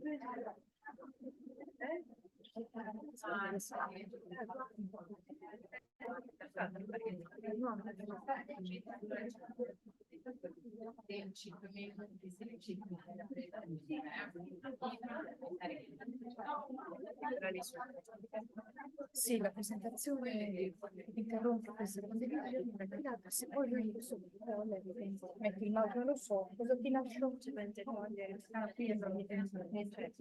So dare il sondaggio.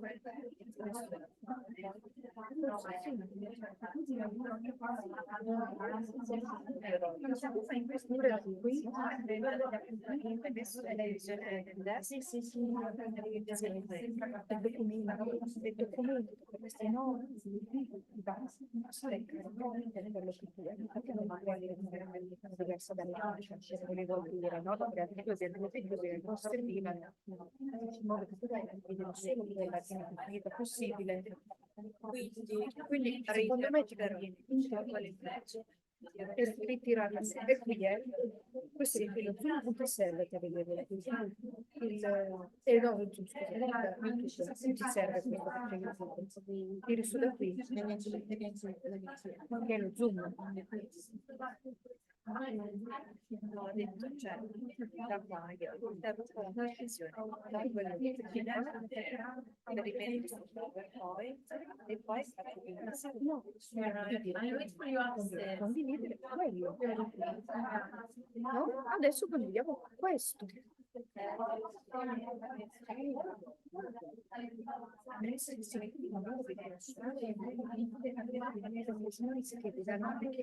La scatola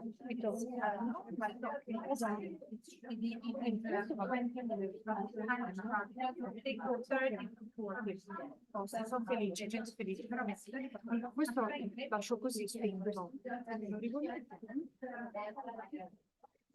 6,50, no. 5,50. 6, alle 50, 50, 50, 5,50.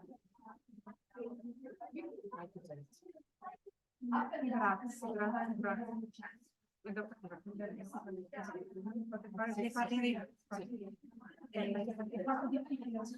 Sì, ci credo.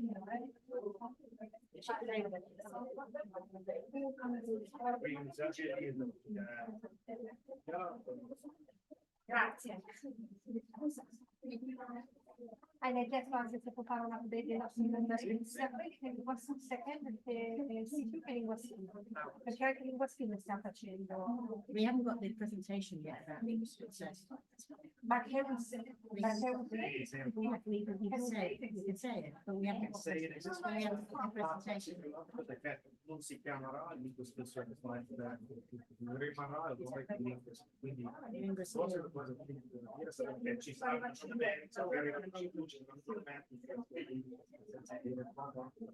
i messaggi che sono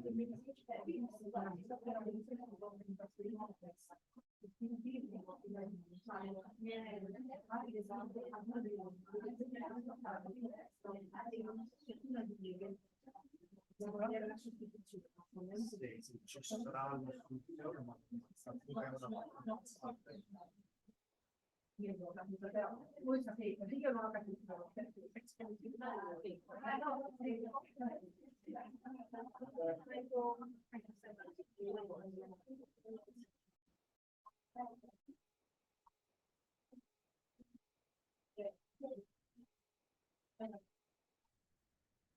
Sì, anche per quello che anche Daniele non ha ancora niente di pronto da condividere con noi, quindi secondo me è meglio stare un po' sul banco. Ma ha scritto, scusa, ma qui l'hanno scritto che torneremo fra mezz'ora. Ah, scusa, ti volevo chiedere se nel gruppo nella chat per quelli online c'è scritto che si torna fra mezz'ora alle 18. Allora, no, però Se glielo puoi indicare, magari si riprende alle 18 con Michael Clancy. Penso se l'ha chiesto. 5 e mezzo, no?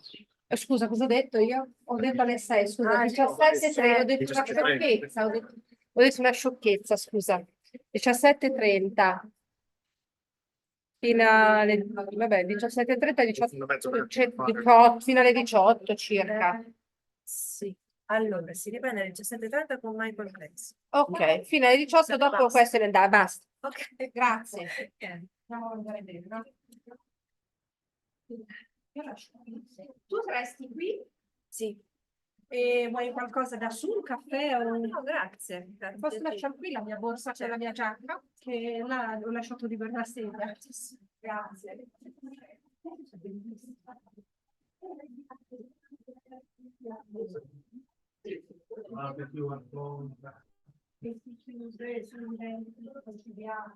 Questo è bellissimo quando lei viene a fare le sue spiegare. Dai, qui c'è una cara di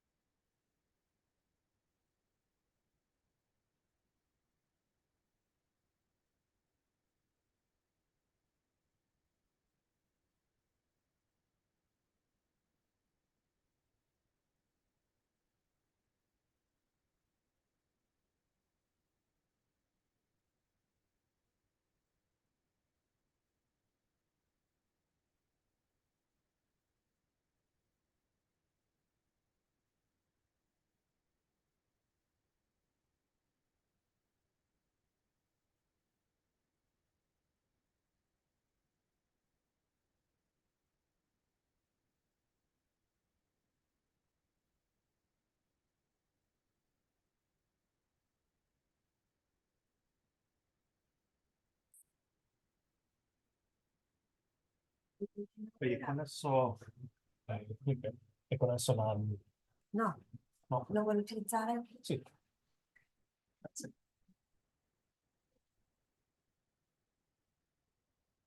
Adesso lo tengo spento. Mhm.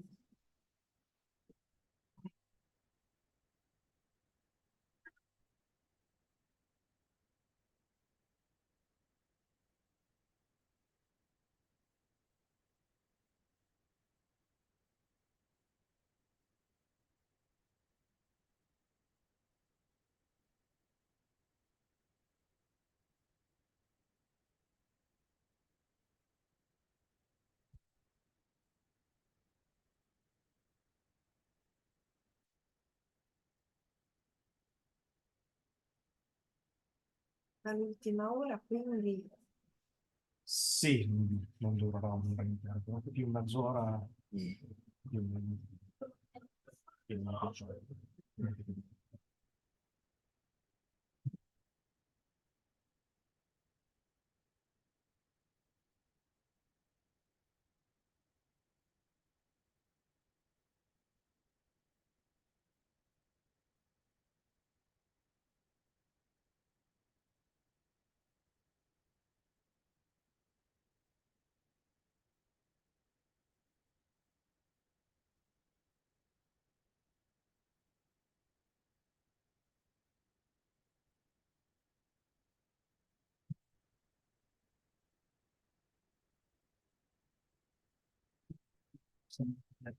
La prima per la ferrovia.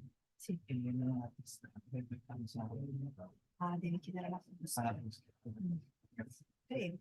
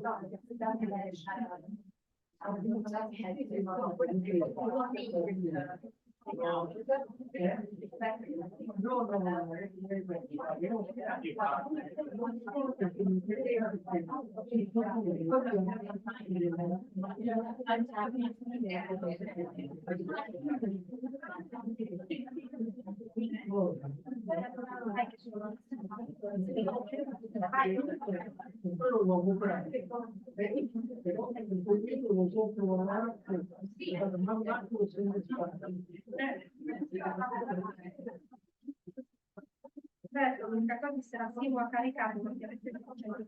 Ok, perfetto, allora vai, chiudere. C'è poco internet. Quindi posso aprire più una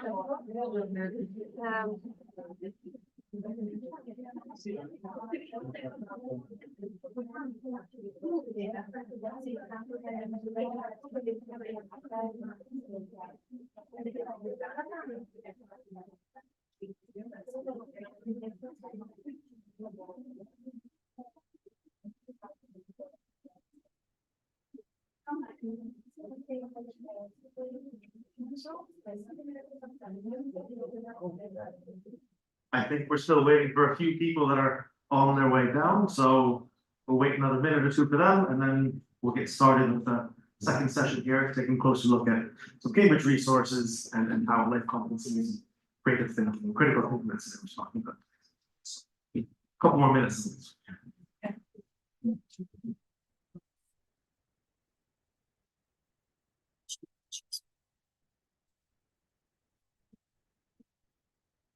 Okay,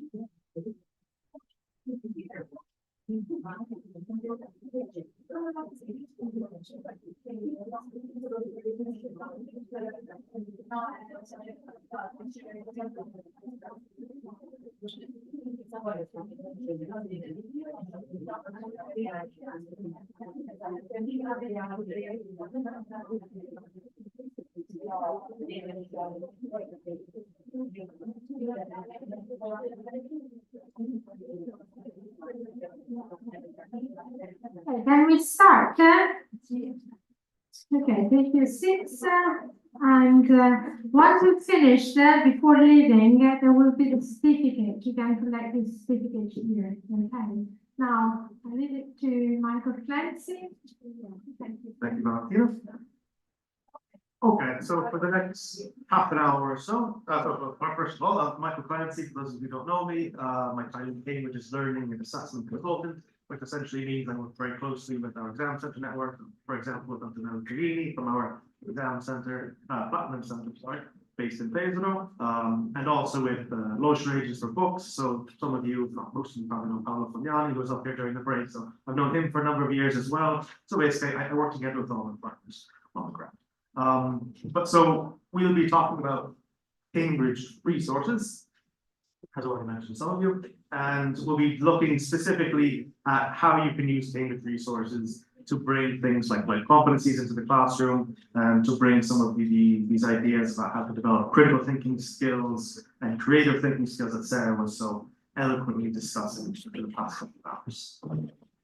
And so with that in mind, what I hope you're able to take away from this brief session are some practical things that you can bring into the classroom, so that you don't feel like it's up to you to kind of invent all of these brilliant lesson plans and bring all of these tools into the classroom, but that you can come away with it, some ideas on how you can use existing Cambridge resources, whether they're print books that you may use or digital resources to help you bring these fantastic ideas to your students.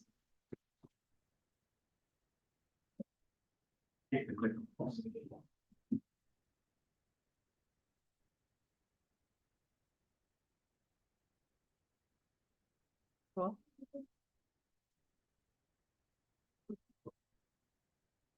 Oh, that's okay, perfect. So very briefly, what we'll be looking at is, like I said, some course books. And I'm not here to give you a presentation on these course books, because that's not the scope of today's session, but just to very briefly outline how some of our course books already have this select competency work integrated into it. So if you do use some of these books, you have an idea of how you can bring it you can utilize it more. So for those of you who are School of Media teachers, we have the Go For It series of books, which is just published this year and open up. So if you use either of these or considering them, you'll be able to see how you can use competencies in the classroom. If you're Seconda Grado teachers, we have lots of competency work built into the Both Sides series of books, which was published a year or two ago, and Get Thinking series of books. And very briefly, we'll be looking at how some of our exam preparation books, specifically in this case, Open World, also brings into the classroom lots of these ideas around creative thinking. And then we'll be taking a few minutes to look at the digital resources, which in many cases is free content or content that is available together with these books or a series of other books. So no matter whether you're a School of Media, School of Study, or a teacher, use one of these books or don't, there'll be something here for you. So having said that, this will be very quick because again, I'm not presenting to you, go for it. But if you do use it, you'll find lots of competencies work. In this case, they're flagged as the EU competencies, but these are, as probably you're already aware of, very similar to the Cambridge set preference competencies as well. So all of the presentations as functions bring in to the classroom competence work. There you go.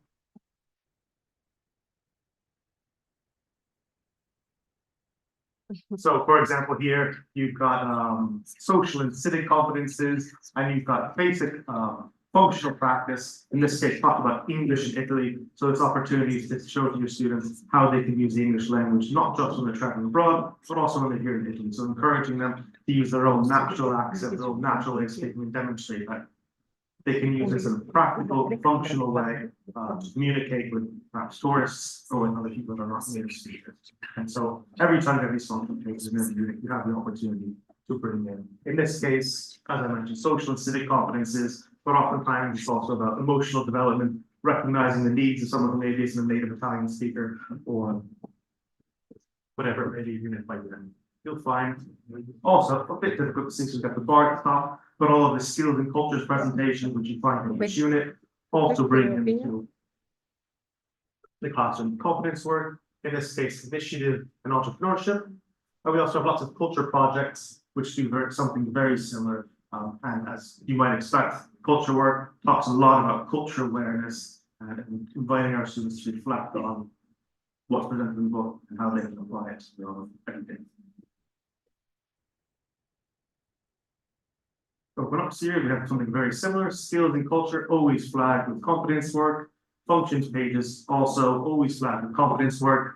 And we have these really nice vocabulary strategy pages as well, which is kind of a very playful way of reviewing and expanding vocabulary work, which is also always flagged with some work in it. So very brief, right? Review of scholarly course books. If you use them, think about using them, feel free to have a look at that in the index or speak to. For the school periodic, both sides is really nice, engaging course book that incorporates lots and lots of competences work, lots and lots of creative thinking, critical thinking work. So for example, at the beginning of every unit, you have this nice video introduction of the theme. It's a video, a kind of monologue spoken by a native speaker. There's an opportunity to use that monologue as a model for students to ultimately do their own sort of presentation. And so naturally, by using that model to help students give their own presentation, there's lots of competence work that's built into a lesson like that, because the students aren't just taking that monologue and repeating it, but they're restructuring it and reworking it, using their own experience and their own reflections, which is very much non-linguistic development, right? This is a development of their own self-awareness, their own ability to think about themselves and reflect on how these things are important to them. So it's already kind of inherent into what they're doing. But at the same time, it's also mentioned very specifically, very explicitly on the page. Oftentimes, as you can see here, it's about learning to learn. And this one actually quite literally asks the students, how do you prefer to learn? So maybe school maybe students might struggle with this a bit, but now that we're in the BN or 3N and supposed periodic, students, we hope, are starting to develop some of these skills inherently outside of the language classroom. So they should be able to bring it into the language classroom as well and use that as a vehicle to get them speaking in English and understand how the English language is not just memorized vocabulary for grammatical structures, but used for real communication.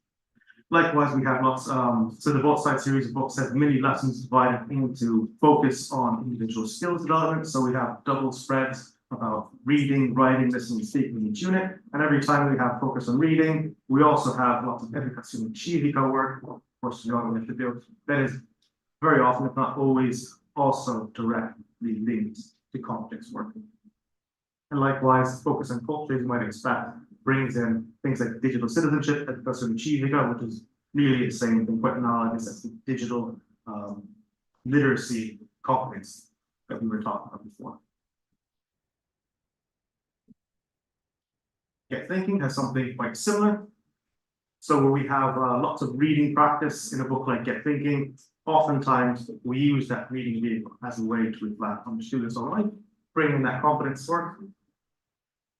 In this case, we're talking about sporting achievements, and so it's an opportunity for students to reflect on their own sporting achievements, what it means to achieve something in a sport, but then also that confidence box, if you can see it, I know it's a bit small, but it invites the students to also think about what sports might be more popular in other countries around the world, Australia or Canada, in the United States, so indirectly working in some more cross-curricular activities there.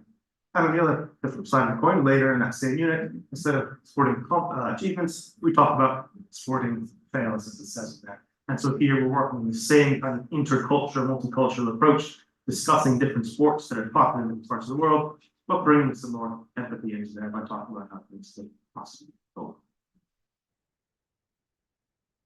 So, motion. Open World series of books. If any of you use those, they're available from A2 up to the C1 level. These books are a little bit more specific for exam preparation, but they do incorporate lots of elements of general English as well. And you'll find in each unit there is a double-page spread called Real World English, and which you have an opportunity to study lifestyle in a different city around the world. Oftentimes they're English-speaking cities, but as you can see here, this is Buenos Aires. Yes, they're not always English-speaking cities. And so again, here, this isn't really about necessarily talking about accents or figures of speech in English-speaking cities around the world, but just a general reflection on how lifestyle and manners change in different continents, in different countries. And you have very specific opportunities too. Are you familiar with this book? Is that why you sorry? Oh, so we've gone through that. I think what's something that's going to be a little bit more universal to all of us here is the platform Cambridge One, because kind of irrespective of what Cambridge book you may use, whether it's an adopted curricular course or if it's an exam preparation course book or any other general English course book, you and your students already have access to the Cambridge One platform. So we're looking a little bit at how you can use some of these tools to bring these in here. So Cambridge One is where we go to find all the digital resources for a book. Exactly what's available depends a little bit on the title that you're using, but just to kind of give you an idea of the quantity of material that we have on here. So depending on what you're using, you could have 1 or 2 or 10 or all of these available. Audio files, video files, of course, interactive workbooks, anything that you see up there. But for the sake of brevity and also the sake of giving you something useful to take home, we'll be looking at a couple of these tools. So something called Practice Extra, available with many books, and competency tests, progress tests, an exam preparation tool called Test and Train.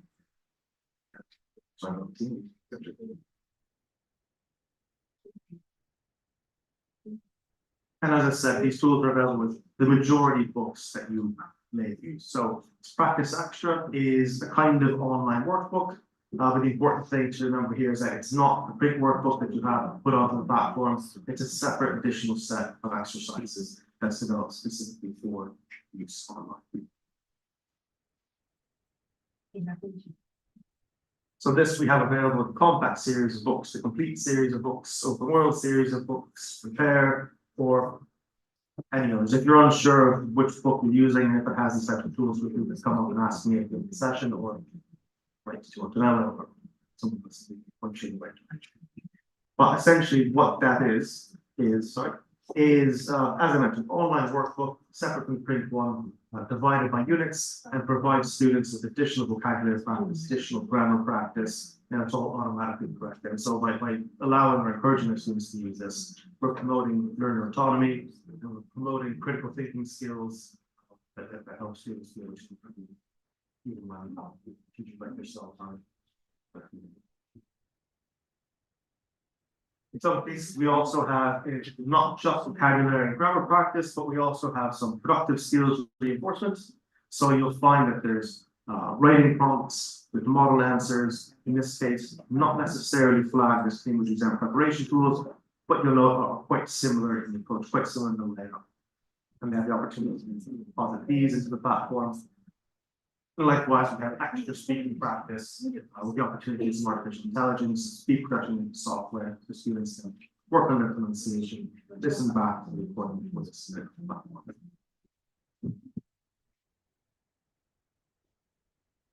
Everything's recorded in the grade book, as you might expect, and students have the opportunities to look at, of course, exactly how they've answered, but also many times have the opportunity to look at kind of CFR reports, so they're able to see overall based on the relative to the target levels where they sit in the CFR scale, and they can also see that broken down by scale. So, of course, I can go without saying, but here we're talking lots and lots about digital literacy in general, encouraging our students to use these types of tools for inherently promoting digital literacy towards, but as you know, publishers in Cambridge as well develop more and more digital tools and lean more and more into digital directions, but increasingly important that our students are familiar with them.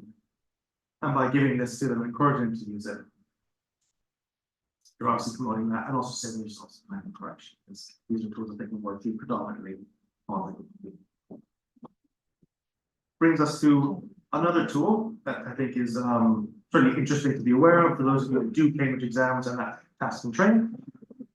The Test and Train is divided into two options, two kind of configurations. One is fast-paced, and one is called self-study. The class-based is equivalent to 3 extra exam simulations. The self-study is equivalent to 6. But we'll be focusing on for the next few moments is the class-based tool, because that is the one that is freely available with all of these books we've been discussing. So it's not any access or purchase. It's something all of the access. So this class-based test and training is available with the sort of the trainers if you use those, or again, this complete series, compact series, open world series we've been discussing, prepare, or also those curricular courses that I mentioned at the beginning. So both sides, get thinking, open up, go for it. There it is.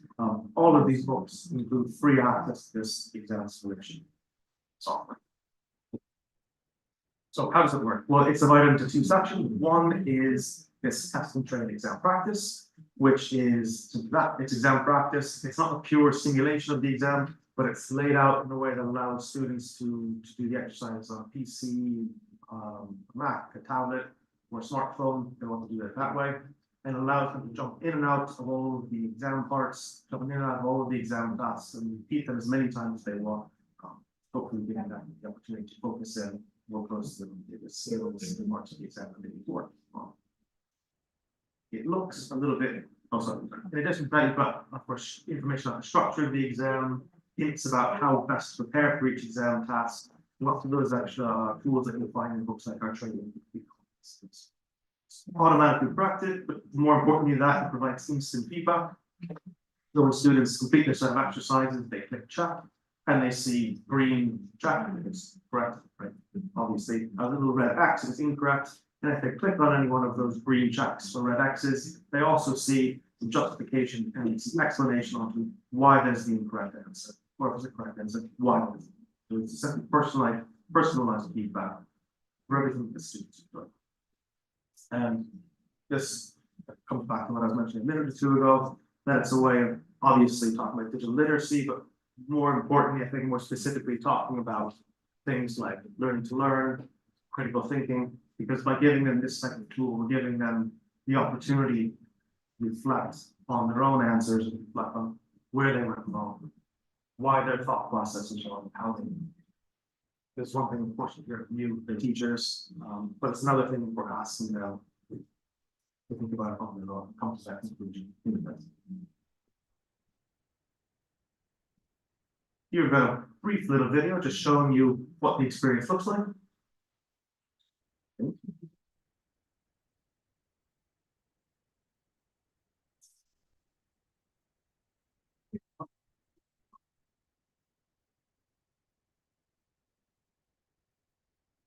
You'll have to take my word for it. It looks very nice. So it was a short video demonstrating what the experience looks like on a smartphone, choosing an exercise, completing it, click and check, and then seeing all of that on it. But yeah, so and if you're interested in going to the platform and taking a look at it, if you create a teacher's account, you have free demo access to all this as well. So if it's something you don't use yet, and you're interested in, it's just a matter of under Cambridge1.org site, creating an account, searching for it in the library, you know, to buy and use access for it.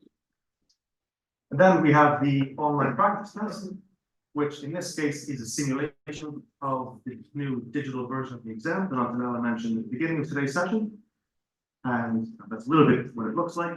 So in this case, it's also automatically corrected and it's also stored into the gradebook. But there's an important distinction that this is really and truly a simulation of the CEQ digital exam. So students can do that exam practice at the beginning, and then if they get closer to the exam day, they can use this tool to familiarize themselves not only with what it means to take an exam on a computer, but also understand better if they're actually effectively ready for this exam. So likewise here, for that exam simulation, they see the results divided by skill. They can click down the arrow to look at exactly how they answered each question. If you're interested as teachers, you can also log in and see exactly how your students answered this exam simulation. And also likewise here, they have a CEFR report divided by skill and also with the overall mark. And so those of you that are familiar with the Cambridge certifications might see some similarities here in that. On the certificate itself, you have the overall mark. in a numerical value, not as a bar here, but similar. And then you also have that same numerical value represented for each individual skill. And so if your students are doing this simulation and they see that they thought that A2 plus that they've done well in all of the skills, that they can go into exam day with a certain amount of confidence that things are going. Learning to learn, critical thinking, all of those things.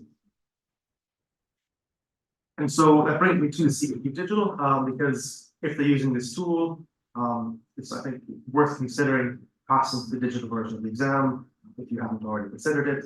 And so those of you who want to use the digital version of the exam or are considering it, I've got a few slides here to talk a little bit about what's available. So I'm not here to present the digital exam. Well, I'd be happy to if you want me to, but I thought it would be more useful for you today is to go through some of the free online resources going to so you can make that decision. And if you do make that decision, you have that necessary support. So first, the most important place I would suggest going is what we call the CEQ Digital landing page. If you like, you can scan that QR code and it brings you directly up to it. Or you can just open the CambridgeEnglish.org website and search for CEQ Digital and you'll find it fairly easily. But this is basically the first place I would go to find information about these exams and to find support on how to.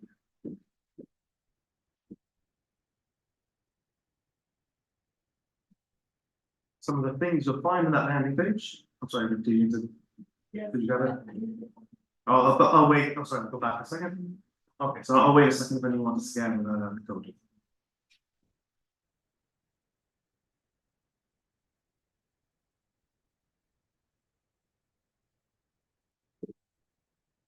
So amongst other things, what you'll find in this landing page are sample tests. So if you've been working with Cambridge exams for some time, you're probably aware that there are paper-based downloadable sample tests, and there have also been the old computer-based sample tests, sample exams you can work through. But now we also have sample exams for the CEQ. So if you want your students or if you need to yourselves have a look at how it's laid out on the screen, understand more of the kind of the practical functional details of how things work, you have a free sample exam you can work with.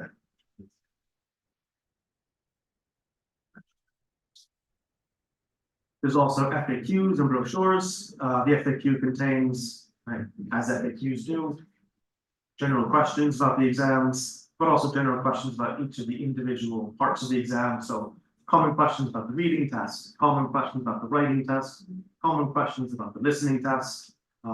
Nothing is groundbreaking here because the exams will be exactly the same. Nothing that changes is the way it's presented on screen, but definitely influential. There's no common questions about the speaking part of the exam because the speaking part of the exam is not changing. It's going to remain face-to-face with examiners, as you're probably already aware.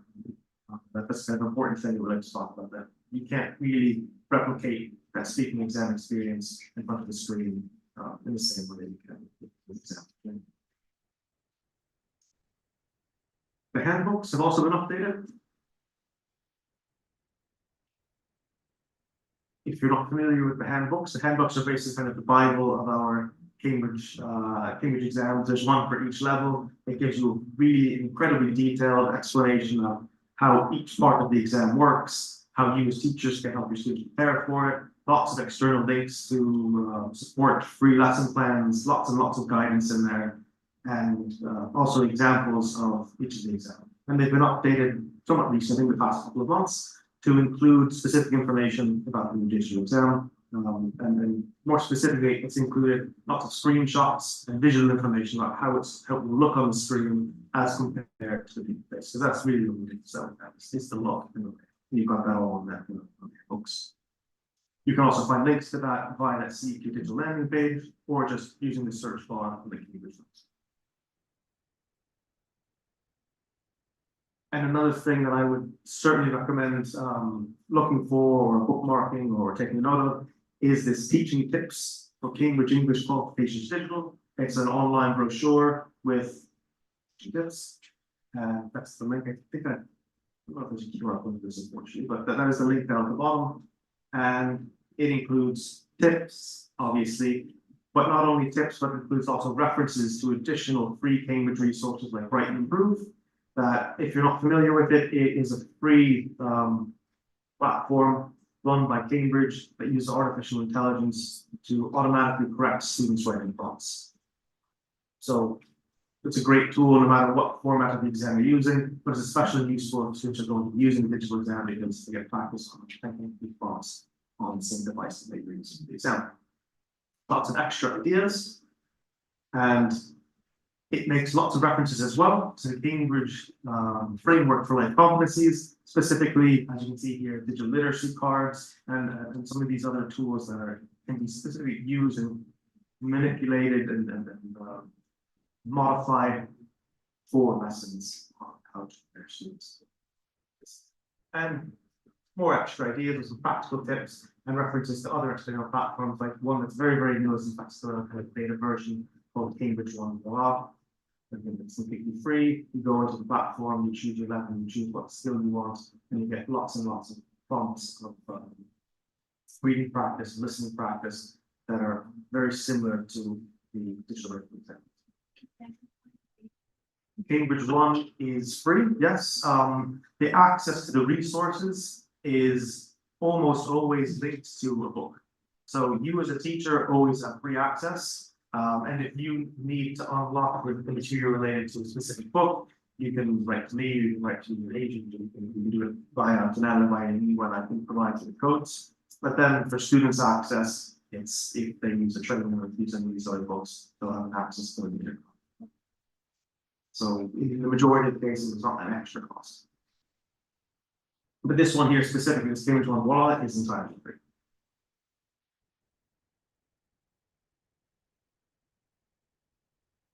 And then there's also authentic digital practice tests. So this is something that's very similar to the test and train exam simulation, but it's just an extra exam. So for whatever reason, you have students that need or want to do an extra exam.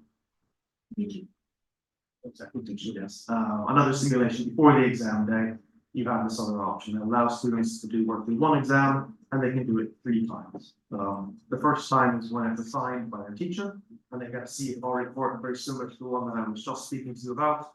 And then after they do that, they can get some feedback, either automated feedback from the school, from their teacher, and then they have to simulations. As much as you can see. Yes, this is the only digital thing that is not free that I've stopped thinking about, but yes, exactly, it's cheap, and if you have questions about it, I can speak to one of them.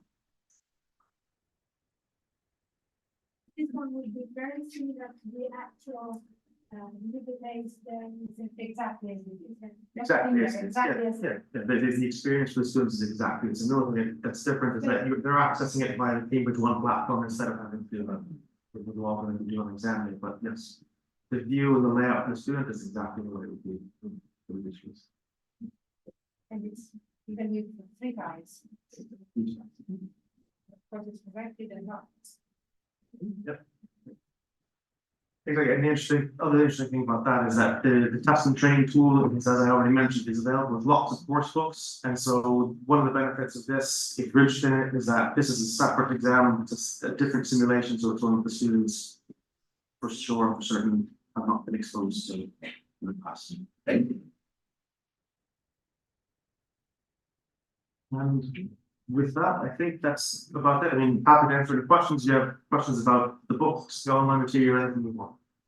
That book or book. This. So this is done by the Cambridge One app again. And this is not a book, it's just access to an exam simulation. Right, so because that's why I mentioned before, almost everything is access linked to a book. This is the one exception of something that is kind of standalone product that it is sold separately. It's Cambridge digital exams, so can I add that? Cambridge digital exams started at the beginning of April, so this is bright new. But this is a real exam, sample exam, but digital, exactly as the digital exam is made. The same. Yeah, and with the benefits that I mentioned at the very beginning of the session, that it's not the old computer-based exam, but it's a new layout, it's a new look, some extra features for the students that facilitate the experience a bit and allow them to focus on the linguistic elements of the exam and not fiddling around with their device or counting words on the paper. Then there's lots of flexibility as well, that the students can, the school can choose In when. the to schools, take the you exam. just need a computer, the internet connection, just when you teach it in your schools, you just need a computer, the internet connection and Windows. Not Chromebook, not now at this. It's simple, it's quick, it's flexible. Results are within a week you have results. What school is it? Marconi? Mariano? Mingaroni. And they got the results today. Yeah. When did you did, when, April. they? 10th of April. Okay. 7-11. So yeah, the results are very quick and everything is easier. So as I said, if you have a late entry, a few days before the exam, you still manage to add the student to the exam. If you have someone who was enrolled to the date of that date, the exam, let's say the 10th of May, and he cannot anymore because of a important sport competition, because of a trip, sudden thing. The time you have to enroll an extra, so a late entry or to withdraw the candidate and change the date, the exam session for his, everything is flexible, everything is easy. And no paper to be destroyed, no planes with the exam. I mean, I love Cambridge exam, paper-based exam. I used to love them, but you can imagine how much paper we destroy. We have to destroy every single exam at the end of the exam because it is a real exam, so we have to destroy everything. Everything is shredded. Digital exams are, I am so happy about, we are very happy about it. Oh, sorry. I've got my. Well, yeah, that's it, yeah. that's really it. Great. Questions. I can see it. For access to Cambridge One, you don't have to pay for it. So for teachers, the access is free to anything you want. For students, the access to specific content is linked to a course book. So if you use exam books or general English books as an access code, the students can use to access the content specific to that book. But there's no additional cost. It's just if you use a Cambridge book, you have access to the material. You have The one, you have a Cambridge book. You have a Cambridge book? Yes, okay. So you have an, no? yes. So the answer is yes, you already have access to something. Exactly what it is depends on the title that you're using, but you have access to something. The only thing that we mentioned that is not free or included with an existing book you might use is the additional exam simulation that you don't. Well, if there aren't any other questions, it's been a long afternoon, so thank you for your attention and thanks for coming today, and thanks to Antonella and to Valentina Boschi, of course, for organizing this fantastic event for us, or with us. Okay. Thank you, Michael. Thank you very much. Without, just a second, I had something that which usually is interesting for the teacher. Just a second.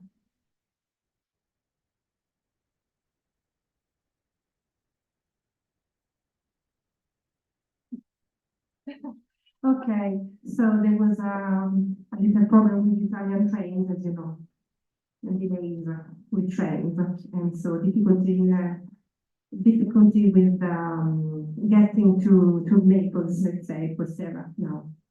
Anyway, well, didn't ask the question. Do the exams, usually we have this question. Do they have an expiry date? How long do they last? Or is a B1 with the result council of Europe level B2, is it a B1 or B2? I'm interested in this, so you already know everything, because maybe as English teachers, you know the answer, but do you have this question or not? I think it's clear then. Pardon? Expiry date.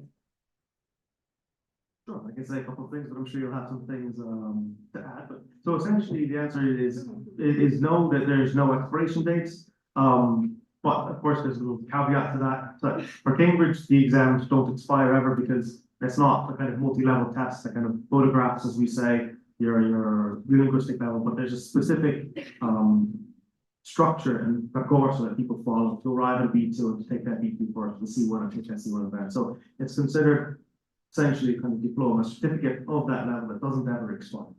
But what happens is that individual universities or companies come up with their own policies and their own ideas on what to accept.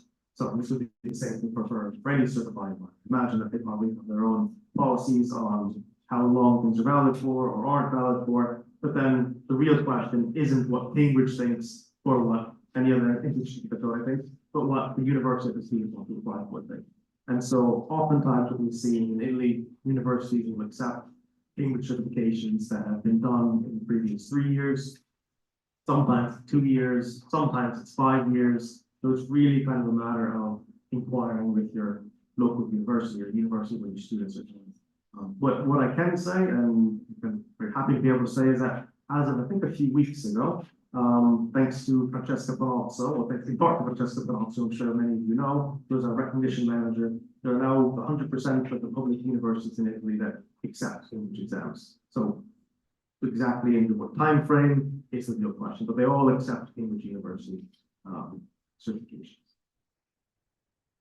And the same thing about the digital version, the paper-based version. Is the C1 need to go to university, not whether one here? Is the C1 needed to go to university in, yes, and my understanding is from just also the real question of these questions, but that yes, to get visas to study abroad in the UK, the Cambridge certifications B2 and C1 are generally accepted, yes.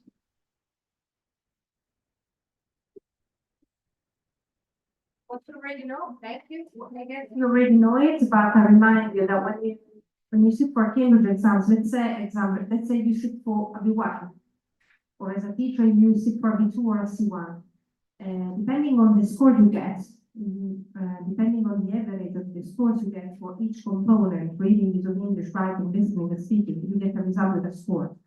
So let's say you sit for a B2, you may get B2, C1, or B1.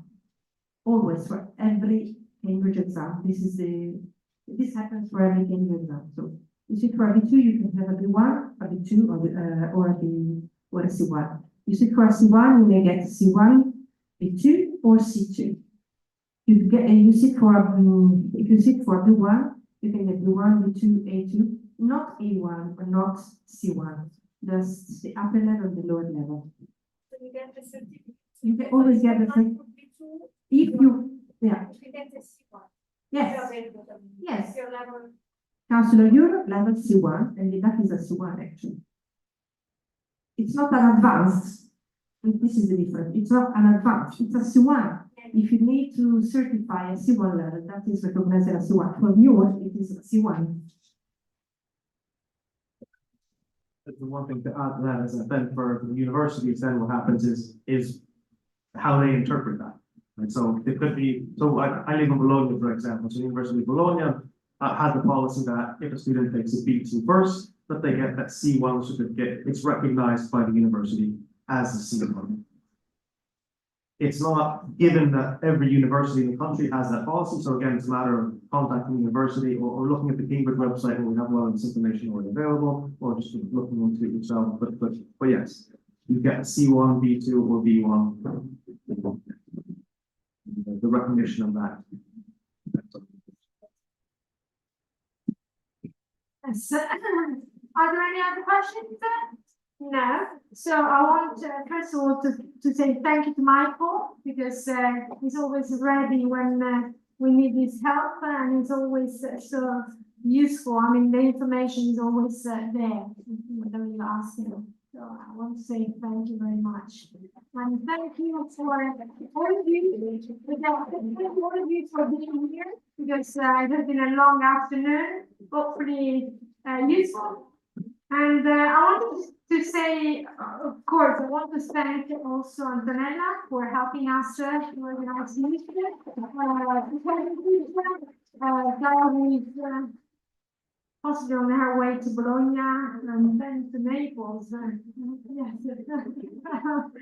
And one more thing, before leaving, you can go there at the registration desk and you fetch your certificate for today. And I want just to remind you the last day of our seminars, this year's seminars, which is on the 3rd of May with, it's organized together with Università Cattolica del Sacro Cuore and Mondadori Education, and it's with Professor Arturo Cattaneo. And it's going to be a wonderful afternoon talking about Shakespeare and Hollywood and how Shakespeare has been exploited by both the theater and the cinema. So it's going to be a good comparison. So hopefully I will see you there.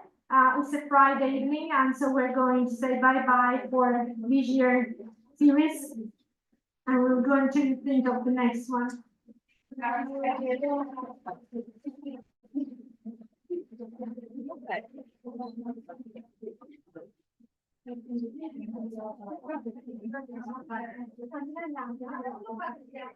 Non lo so, tutta roba vostra.